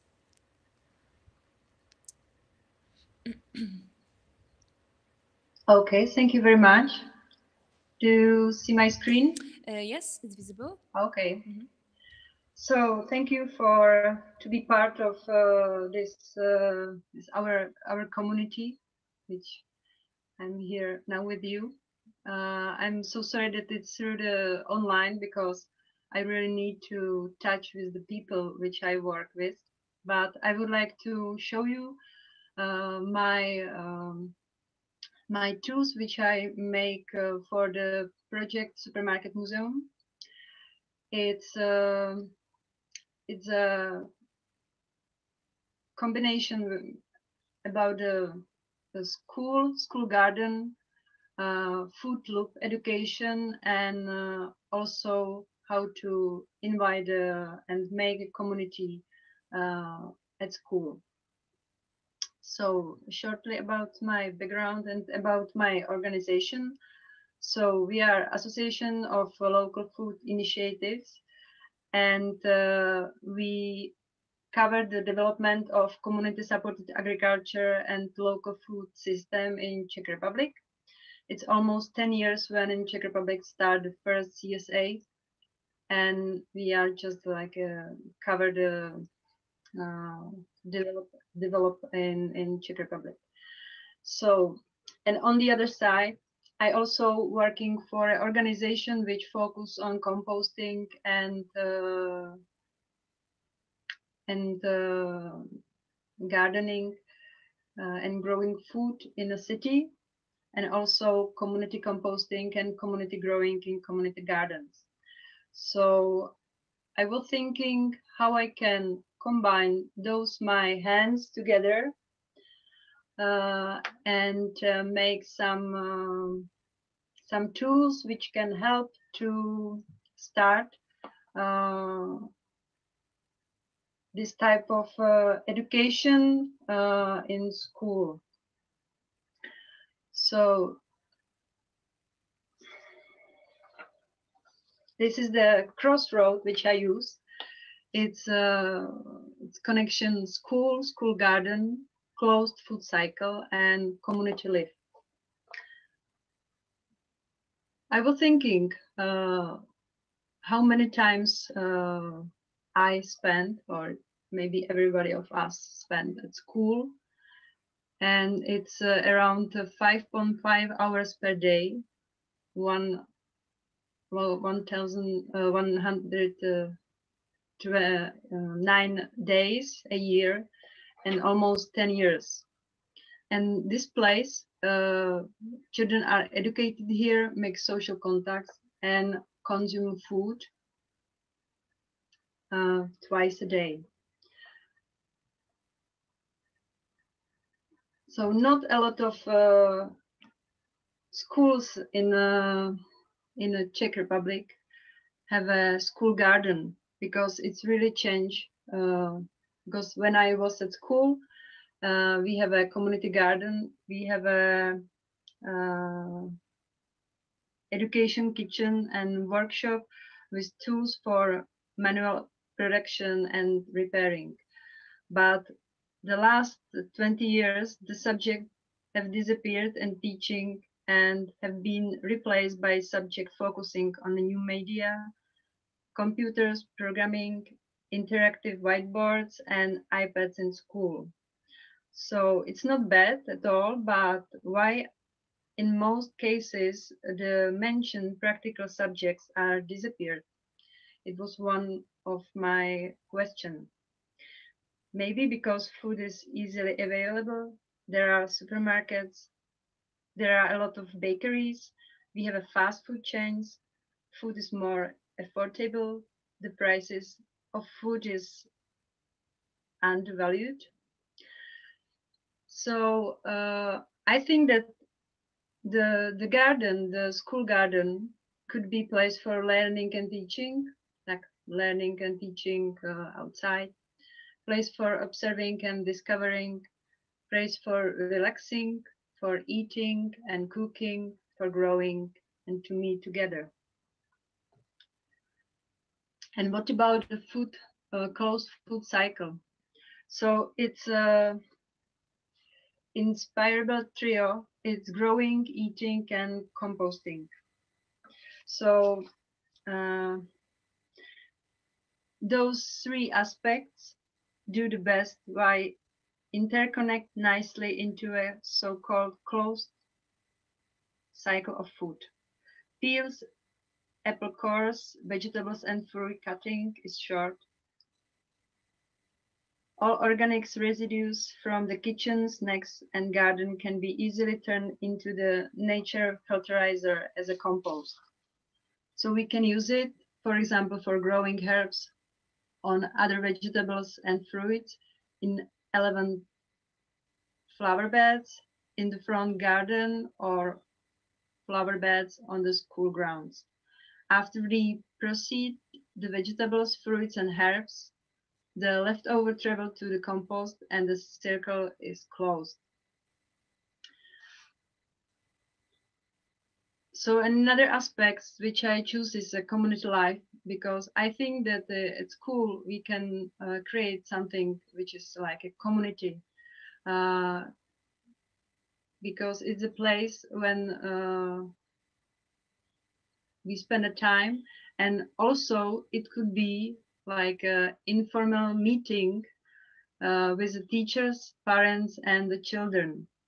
So they can do together planting, watering, harvesting, cooking together, and met personally and see that they could be some kind of friends and they can make a community. So I was inspired by permaculture, dragon dreaming, because it's my favorite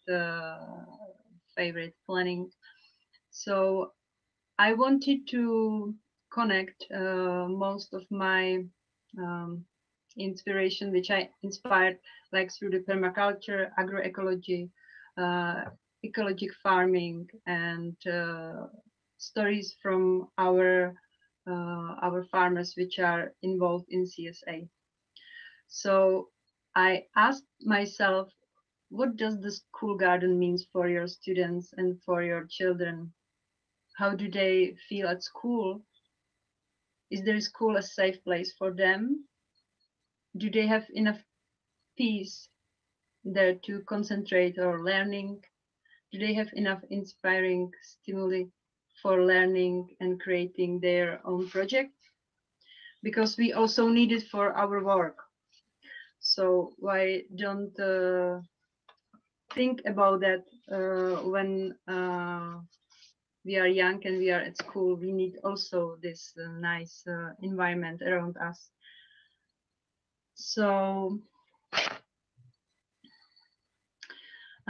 so my tools, it's have a two side. The first side, it's full of inspiring activities that you can think about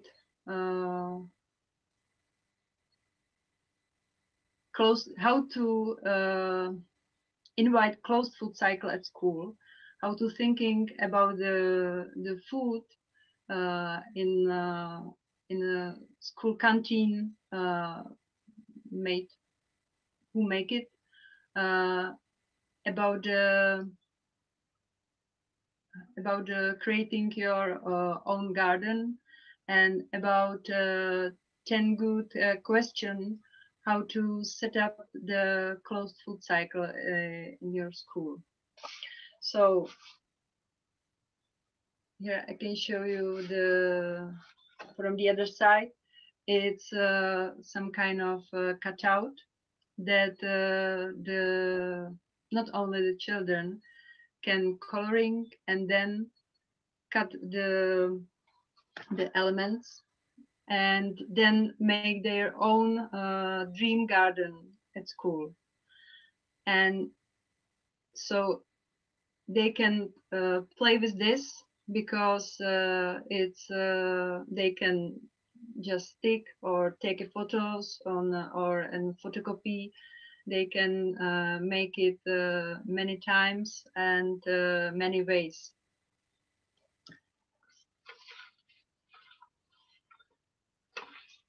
And I also think how to engage the people, not only the children, but when I spoke about the community, about the school community, I was thinking how to engage whole school, so that the people can be the first to map the situation in and around the school, design their ideal garden, and choose the elements they would like to include in their school.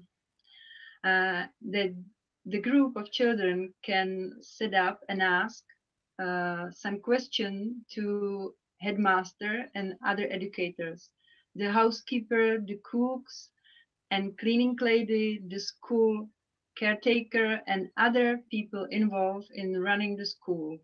It is the way that everyone can get to know each other and strengthen relationships thanks to the common goal.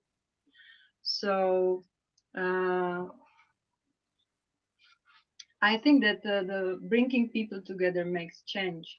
So it's like from my practice work, I know that it needs time to spend with the group to think about something, about some new ideas, and it need time to engage people at school.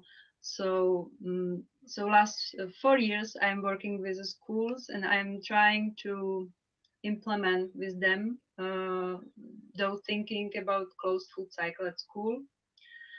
And so it could be one kind of like a funny game to start. So thank you for attention. I'm glad to be here, and thank you. Thank you very much, Jana, for sharing your experience of working with schools. And now we are going to listen to Maciej Łebkowski, who is a coordinator in the community garden Motyka i Słońce in Warsaw. He is also a PhD student in the Department of Landscape Architecture at Warsaw University of Life Sciences. He is also a co-creator of the Bujna Warszawa program, which was created in order to support the residents of Warsaw in establishing and developing community gardens. Maciej, the floor is yours. Hello, thank you very much. I will share my presentation. Okay.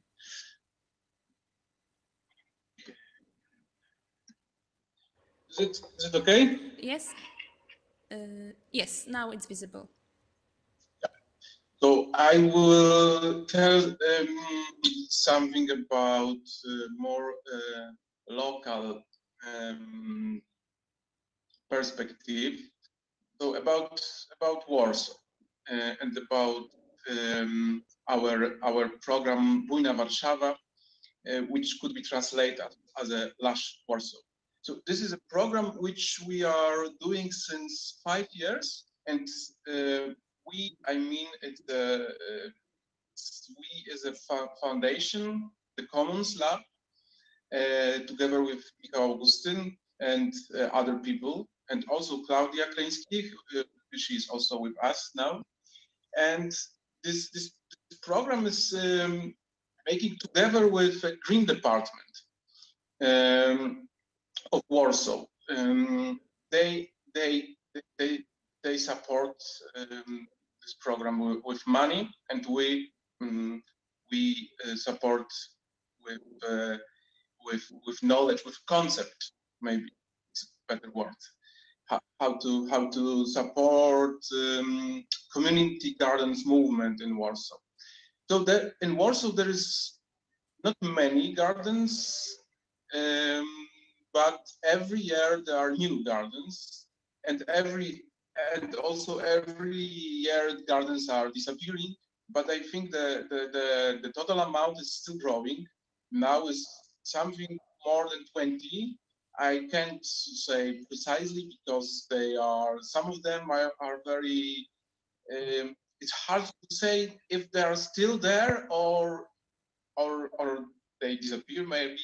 So we can say only the around the number, not the precise number. And each of these gardens is of course an individual entity with its community, with people which are engaged and work and spend a lot of time and put a lot of their energy to develop these places. Each garden is different and have and there are very different audiences of those gardens or participants of this garden, because they are gardens of youth people, they are gardens of seniors, they are gardens near cultural institution, and so on, so on, so on. So there is a quite large scope of different groups, society groups involved in those gardens, but we are trying to perceive those gardens like a network, like educational network. Because what, from our perspective, from the perspective of Bujnia Warszawa, they are educational spots, and they educate people more or less about permaculture. Maybe not always it's a statement and it's called permaculture, but the permaculture is there always. And those net is also has the official body, which is the Council of the Community Gardeners, Warsaw Community Gardeners, and so we are supporting this net in the way to promote permaculture and to promote some solutions which are coming from permaculture. So we support it with knowledge and with materials that the gardens can get from Bujnia Warszawa, knowledge in the form of consultations, workshops, films, articles, and citywide promotion, and also materials which, as you see, we distribute straw and wood chips among them, and other stuff which are crucial when you making a permaculture garden. And those gardens, then they are spreading this stuff, not this stuff, but they are spreading their knowledge to the citizen in the local context. And yes, so now I would like to say some practical things, very simple things, which I might find interesting when you want to present permaculture for people which could be a little bit skeptic, or which have their own tradition and ideas how the garden should look like. So the first thing is a soil. Soil in Warsaw is and in other cities, I suppose, also is in quite bad condition. And there were researches that showed that, for example, in the allotment gardens, the soil is usually contaminated with metals, and another research showed that the soil in the community gardens is in quite good condition. And the reason is that because the community gardens usually produce their own soil. So we are trying to, the first step, to show people that we need to create our own soil, and permaculture know how to do it. So this is the first door for new people, beginners, for audience to get know with permaculture. And another example, it's something we can call space design. And I have a concrete example from our backyard. You see, we have such a places near our garden where the quality of soil was very bad, and we just from the beginning we just want to stop raking leaves from this place.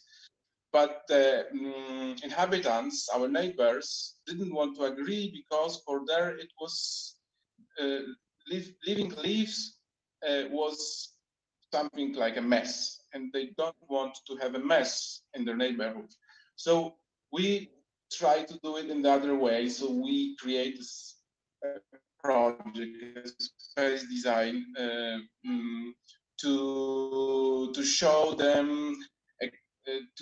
them how that it could be an attractive and which have more information about why and it works. You know, finally they say, okay, we like it. It looks like nice, and so we have to.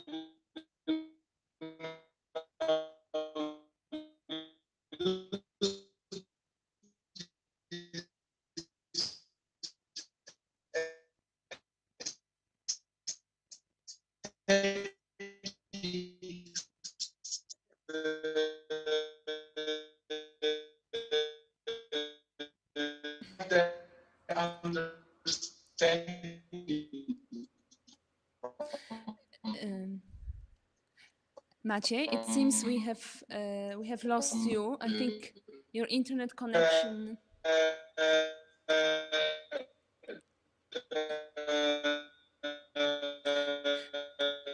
I think Maciej's internet connection is not working well. So, you know, in this could we?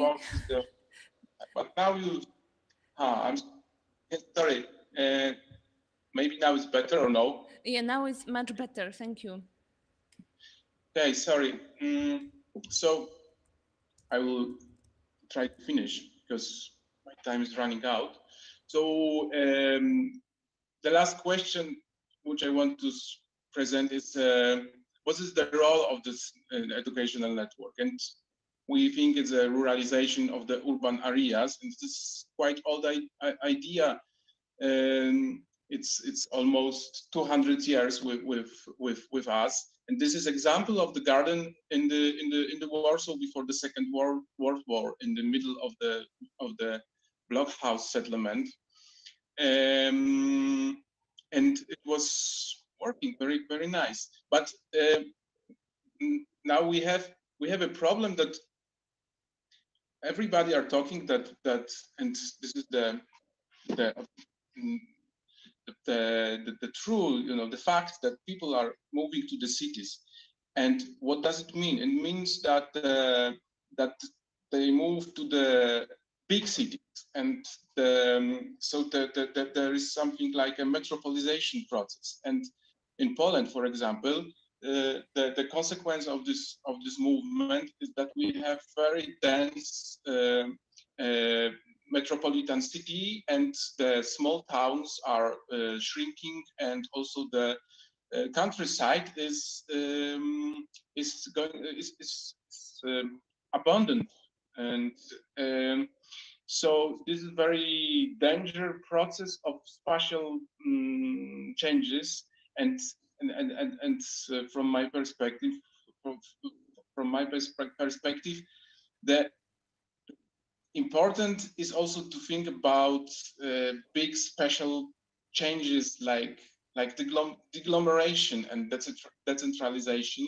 It's connected with many other issues, not only with the food chains, food productions, but it could also open the space in the city for food production, for permaculture, for different types of permaculture practice. Yes, and this discussion in Poland is started, so I hope it will go in the good direction, and I think I should stop here. Thank you very much.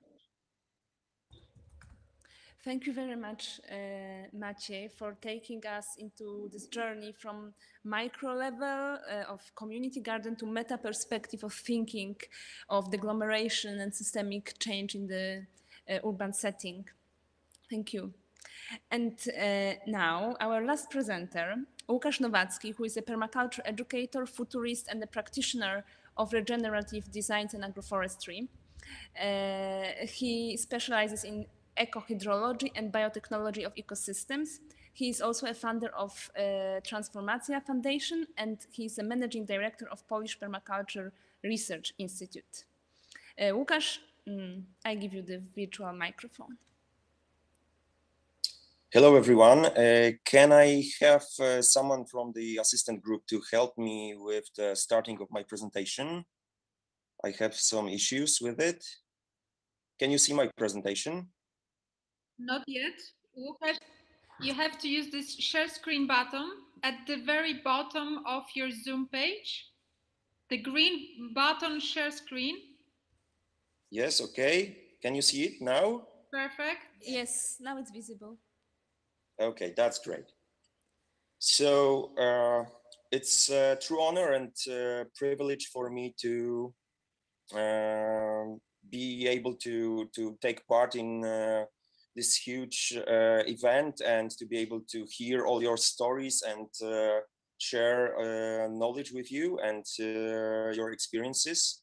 Well, I would definitely like to give my thanks to Rosemary because in my opinion, she really asked very important questions. And I would also like to add a bit of tar into this huge jar of honey that we have shared today, because we were talking about very beautiful and very innovative ways of teaching other people permaculture and teaching ourselves along the way. But I bet that most of us on a daily basis uses toilets that are flushed with pure drinking water. Isn't it so? I think so. So what I would like to ask every one of you, and I deeply believe that this is the right way. We need to start with changing ourselves, our daily habits, and to really back up what we are talking about and teaching others with what we do on a daily basis. So I don't know if you know that I have been involved in permaculture movement in Poland since I was a teenager. When I was 13, I first got into different stories about permaculture, and at the beginning I was very skeptical about it. So what I did at the beginning of my permaculture journey was to try things out, and I didn't have any access to land, so my first steps in permaculture adventure were on my balcony. So from that point, I came to this day when I am running a 16-acre farm, and I'm a full-time farmer supporting people living in the cities with organically grown food. So this was quite a long journey. It was about 25 years of experiencing, doing studies, making experiments, and building a huge backpack of knowledge. And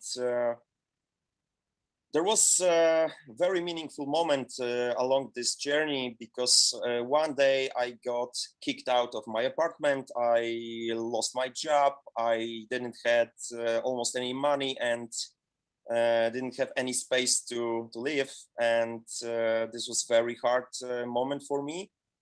But because I was not alone, I had my friends and family to support me. I get a chance to leave the city and stay in the wild for a couple of months. I lived in a tent, and this was, I think, the most important changing moment of my life, because I couldn't, use any support from the normal life as you know it, and had to rely only on my skills and my abilities to survive. And the knowledge about plants, fungi, animals, and the ecosystem that I was put in. So this was the moment that you can imagine it was quite stressful, but also very empowering. So what I want you to do from time to time in your life is to just close your eyes and imagine that there is nothing else around you, and that you can really, live from what you have now and build from the foundation of your wisdom, knowledge, and skills, and ask yourself, how do you feel inside? Is it a scary moment for you, or is it very empowering and it makes you stronger and it makes you believe that you can do almost anything if the disaster came, if there is a crisis, if there is something wrong with the real normal world that we are living in? So the story of me being a refugee, I can say, is very empowering for me. And what I learned along the way was that, when you observe your surrounding, when you are in this very difficult moment, you start to really getting focused on the things that can support your life, that can support your survival, that are really necessary for living. So you start to see the patterns, you start to observe the nature as it is without even interacting at the beginning with it. So this is what I would really suggest for everyone to exercise from time to time.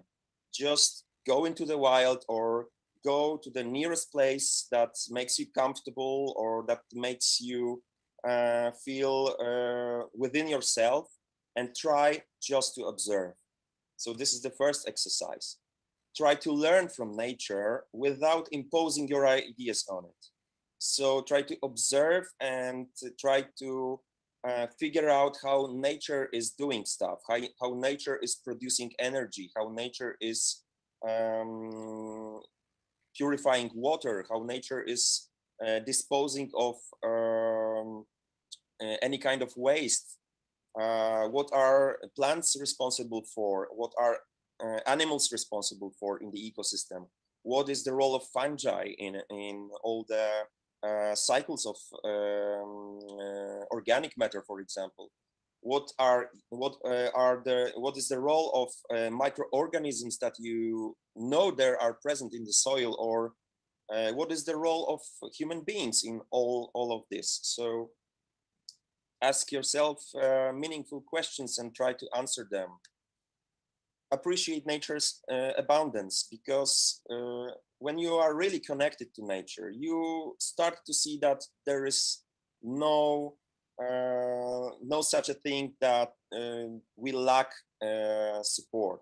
There is abundance everywhere. You put one seed of sunflower seed into the soil and you get 1,000. You eat half of this and you plant the rest and you get 10,000 more. And if you follow the nature's principles, if you follow biodiversity, if you follow the abundance rule, you will get to the point that you can start to share the surplus, that you can share the food that you grow with other people or with other animals and organisms, and you will have a very strong foundation under your feet. So this leads us to Zone 5. Zone 5 in a permaculture approach, design approach, is your center for education. This is the place where you go when you want some answers for your meaningful questions. So it is your permaculture teacher. So this is very important. And when we are looking at the city structure, there are also many places, very wild and very biodiverse, where you can go and where you can observe and take the wisdom with you to other places when you get in contact with different problems that you have to find solutions for. So this is your Zone 5.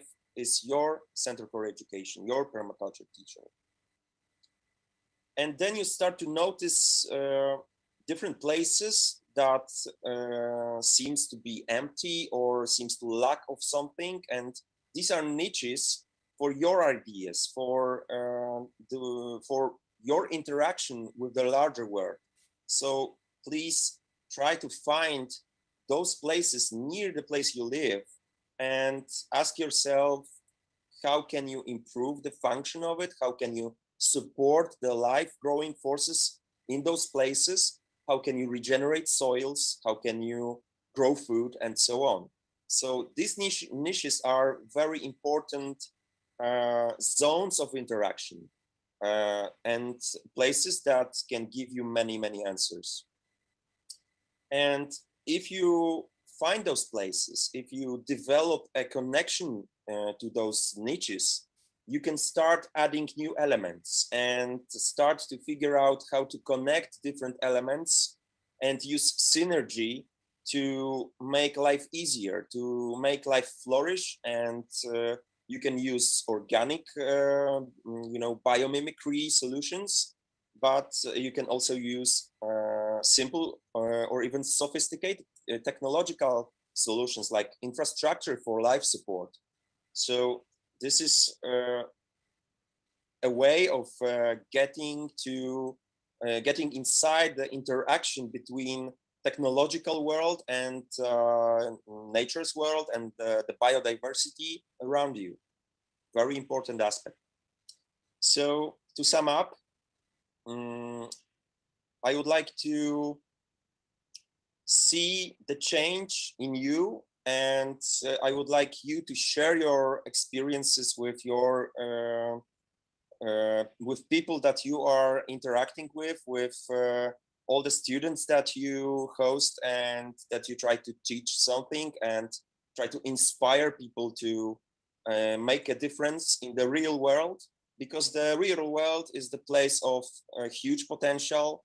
And we are living in a time that we've got one in a time opportunity to make a real change and make this place a better place. So keep on doing the wonderful work and share, spread the seeds of knowledge and inspiration and your wisdom with others. Thank you very much.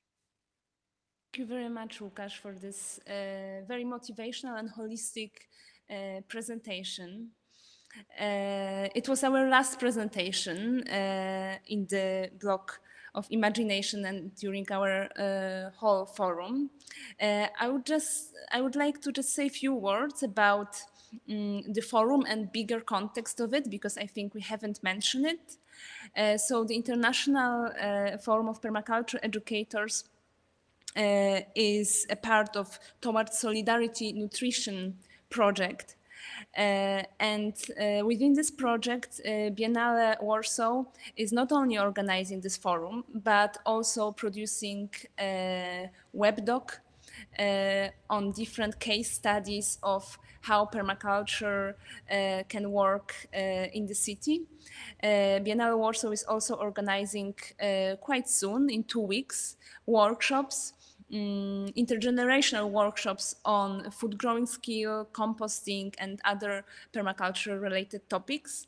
So yeah, I wanted just to paint for our viewers the picture of how else and where else they can gain the knowledge further. Since we have received some comments on Facebook and YouTube that the forum was too academic, or why was it in English? We have decided that there are many permaculture more informal gatherings within the circles of permaculture, especially in Poland, and that we want to tackle this niche of international forum in Poland. And that we want to address the people who usually would not go for a permaculture gathering. So we wanted to make it a bit more academic and methodological, because we've seen such a niche that wasn't fulfilled. So I hope you also agree that it serves this role. Another thing is that the project, the Forum of Permaculture Educators, has been funded by City of Warsaw and European Cultural Foundation. So those two funders are very mainstream funders. So what I want to emphasize, it is not that some ecological grant giver that is already into topics of permaculture funded this. Those are the institutions that funded this that don't have so much idea about permaculture, and thanks to our project they can get to know, so we can mainstream our activities. And with that said, I know we are late, and all our presentations are over. But I would like to encourage those who can stay for more or less 30 minutes for a discussion part. Because what is a forum if not a discussion field? So one thing is to present what we have done, but then our role is to take it further into discussion and into dialogue. So I would like to open this discussion and encourage those who have time to stay to still stay. Thank you for very vibrant interaction in Zoom, on chat, on Facebook, and comments. Please still do this during the discussion if you can. During our debate, I thought about three main questions that we could think about. If we could see those questions. Joanna? Thank you. So I would really like, because we only have 30 minutes, so I know we have a lot of thank you energy and we want to express how happy we are that we are here, but I would like to really use these 30 minutes to go beyond summarizing and thanking each other. This we can do in the chat, but I would like our discussion to really aim to try take things further.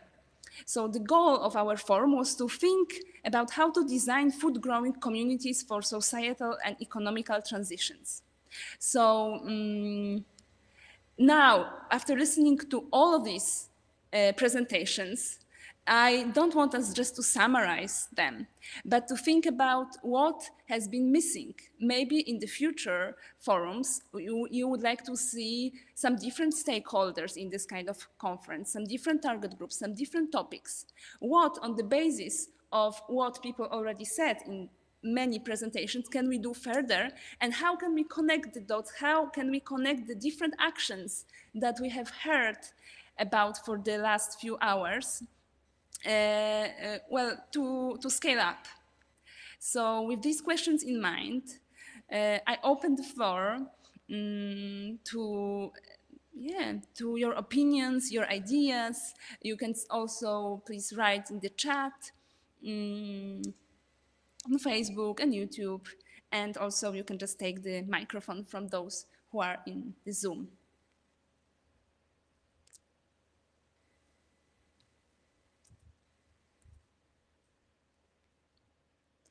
You can either raise your hand so I can see it, or you can just switch on your microphone.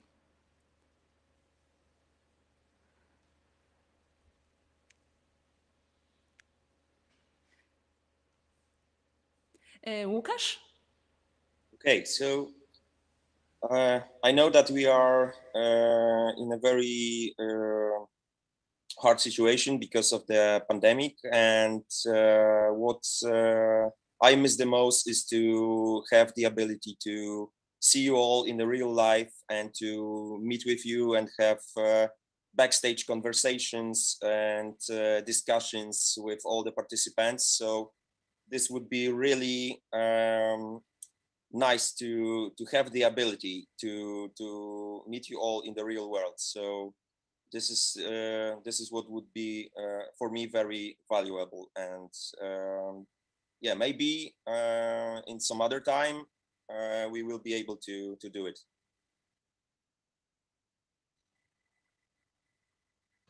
Yeah, the opportunity to meet in real life, I understand, and it resonates with me.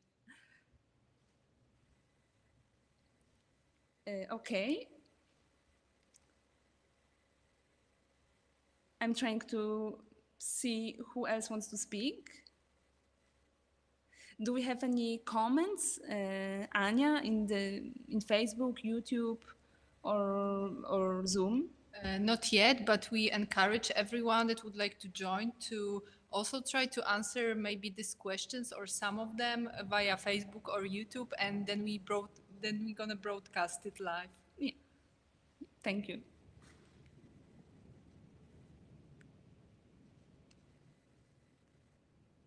After watching the presentations of others, do you see some points of connections of what you do and with whom you would like to collaborate to scale up what you do?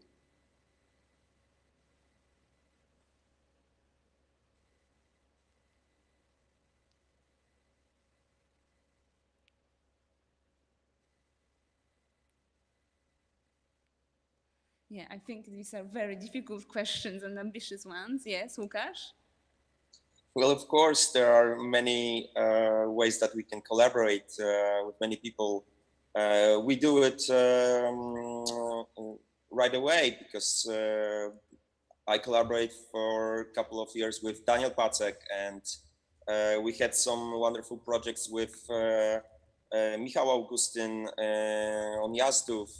And I see that there are many projects that we can develop in the future, as well as working with Klaudia Kryńska in Służewski Dom Kultury in Warsaw. So also having wonderful meetings online. Irina Kazakova, we also met on different occasions along different projects. So yeah, this is, for me, it's a starting point to develop new ideas, new ways of, scaling up our educational skills and be better at what we do. So yeah. Thank you, Łukasz. I would like to add something, and thank you, Łukasz, for mentioning this, because what resonated with me most was the Rosemary's speech today. I think it was a real eye-opener, and it showed me that I'm in a constant process of learning. And as Łukasz said in his presentation, we're learning and teaching both at the same time. So now we have to think about all the obstacles and stereotypes and our habits and all the things that we are used to, and we have to change it because the real life, it calls for this change. So permaculture itself has to change a bit, and we have to think about ourselves in this process. So that's my main reflection after today. But thank you all for your presentations and your thoughts. Thank you. And what do you think, if we were about to invite some other stakeholders to our talk, whom would you invite? Would you like to sit as permaculture educators with some specific representative of some ministry, or maybe representatives of business? What if you could wish for having some influence, whom would you like to speak to and discuss at such a gathering? Maybe I will start answering this question. I think that, and for the whole project that we are organizing as a Warsaw Biennial, the context is also the document that the city of Warsaw is preparing. It's going to be an official document about city food policy. So actually, this would be my wish, to influence somehow by this project, also by this event, these presentations, people that are responsible for preparing this document. And I hope that they will have a chance to watch the video. Maybe this is the kind of target group that maybe somehow we are missing. But I hope that maybe some of them watch the live stream. If not, that they would be able to see the recording later on. But this is the question: how to involve stakeholders, and also how to involve their presence in this kind of events and activities, and how to make them being more open for listening to different groups that might help them actually to build this kind of policy. Mm-hmm. Any other comments, Suzanne? Yes, I was just thinking about two things. One is, what would happen if you take the label permaculture away from this? And like, who can you include when you do that? Or who feels included when you do that? And the other one, I mean, I've traveled a lot in similar contexts for workshops with lecturers, educators of different types. And I always thought, oh, well, it would be much nicer to have actually the farmers or whoever, you know, the participants travel, and not always the lecturers or educators. So I'd love to see the people Habiba is working with, or I'd love them to be able to travel to other places to get inspiration and have contact with people in Czech Republic or in you know, elsewhere and so on. This is the kind of exchange that I'd love to see, and I wonder if that could be organized somehow, because it's another type of learning and exchange that I know it doesn't need to go through us, and we don't need to be a bubble there that is sort of, you know, absorbing a lot of resources that others could use for, like, directly. Thank you, Suzanne. I think it's a nice idea to involve learners, or even to have panels of 5-6 people where each of them would represent different roles. So we could have a learner, a teacher, a policymaker together, a business representative, but in one panel, and discuss on one problem together. So, and learners should be included there too, I think.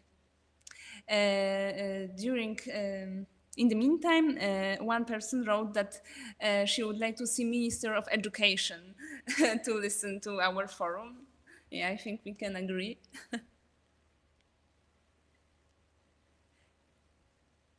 Yeah, well, I think my idea was rather to have a more informal exchange between the people, not like a panel kind of thing, but because then you put the label on them again, you're a representative of blah, blah, blah, which I don't think if it's really helpful. So I was thinking of, you know, something like, you know, let them organize what they want to do, and let them say what they want to talk about, that kind of stuff, like open space event. Yeah, so then it would be really bottom up, yeah. Mm-hmm. It's funny, Susan, that you've mentioned putting this label permaculture away, because now I recall this, one of my talks with Grzegorz Ciechomski, who is also a founder of Fundacja Transformacja, and he's working with Łukasz Nowacki and Daniel Pacyk, and he said that while he's explaining his methods to his neighbors at the countryside, he never uses the word permaculture. He only explains he's only explaining what he's doing and why it works. So sometimes it's better not to mention using very complicated words, because it can be a bit intimidating for people.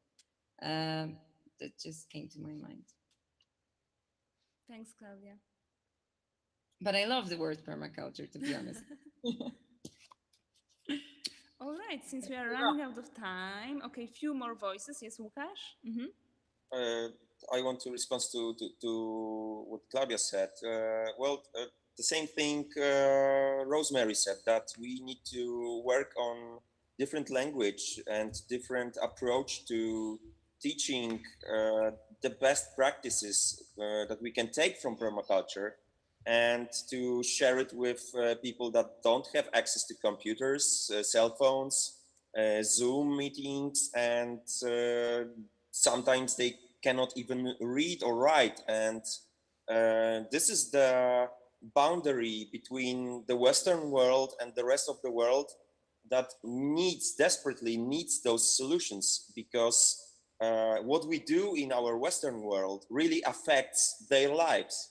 So this is, I think, what is necessary for us to do. Maybe we should have a longer chat with Rosemary and, for example, contact with a group of people that needs help and needs support from all the designers that are here or the practitioners of permaculture, and maybe we should solve some real world problems for others. That would be very interesting. Thank you, Łukasz. Daniel? Yeah, what I think it's we also need to think together about what the future is going to bring, because we generally more or less each of us have some kind of an idea what's gonna happen quite soon, you know, this food shortages, etc. But there's so many layers of the stuff that's gonna happen, you know, in the future and I don't think like to act accordingly to what's gonna change. We have to just make this, I think, discussion about how we predict or how we think it's gonna, the world is gonna change, and then we can adjust our actions. Michał? Thank you. I have a more general reflection about the language we use, and I think it's very important that we are conscious of the words that we use, because some of them really, and the way we structure the narrative, it may be really separating. And one of the words that appeared in many of the presentations is nature. And when we say that, you know, humans are connected to nature, it already conveys a kind of separation. It's like saying that apples are connected to fruits. Not apples are fruits, and we are nature. And and this is very important to me, to be always aware. And when we say animals, then we should be aware that there is no separate kingdom of humans, right? We are animals, and and so on and so on. It's very easy to sometimes get lost in the words, and this is, for many of us, like the primary tool that we use in education. Still words. Of course, we show things. We allow people to get immersed in the permaculture as it is in physicality, but words are still crucial. And another reflection is that I have some thoughts that I would much more easily share in a, you know, in a less formal atmosphere, like on a corridor after the forum. But let me just leave it as a note, because Gabor Mate was mentioned here, and he works with addiction, and he also works with psychedelics. And why I'm saying this, because when I see people living in the city now, I can see that they are completely disconnected. Just look at the baskets of people in the supermarkets. What are they buying? What kind of music I see people by Vistula River listening to loud music. And I see signs, symptoms all the time of this massive disconnection, and we don't have time. And the reason I mention mind-altering plants and fungi is that it's like a fast-forward way to reconnecting with nature. There's only one backwards. They're illegal, of course, but it's changing swiftly, and I believe that they may be a tool. It has to be used wisely, but it may be a tool for really reconnecting people who live in the city to nature very fast. And it's been used by people, you know, we permaculture people admire, like the natives of many cultures. So it's not a middle class thing at all. It's something that's been used for generations and for ages. Thank you, Michał. I think what you said and how you reminded us that we are part of nature and that there is no separate kingdom of humans. I think, yeah, and your remark about reconnection, those are, I think, very suitable remarks to finish our forum. So we came back again to nature and to us and to connection with us and our surroundings. Thank you very much. Right now, I would like to ask Anna or Joanna if they have anything to add. Thank you very much. I would like to thank at the end to all of you for a great work, for all presentations that we could hear today, for very inspiring day.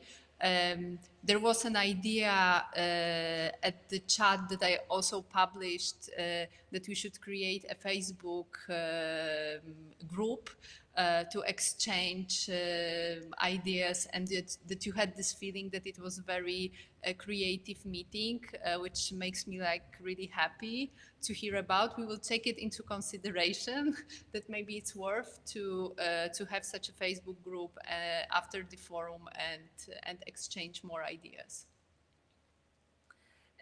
Joanna? I just want to thank you, everyone. It's been very diverse spectrum of our voices, and I really love that we just take different accents, and the last accent here, new ideas for new forum are emergent, so that's great. I hope you also, I hope within our group you've also found some connections and some new ideas. And if that's so, that I'm really glad that it sparked some reflection. I want to thank Warsaw Biennale Warszawa. They've been amazing in really consistently going with the process of preparation. And although it's only those 2 days, we've taken a few months of getting ready for this with great pleasure. And it's an experiment. So we actually really welcome feedback from you, how this kind of meeting could be, as you say, more personal or more free to express ourselves. Of course, we wanted to bridge few scales of interaction, so that creates its own specific flavor.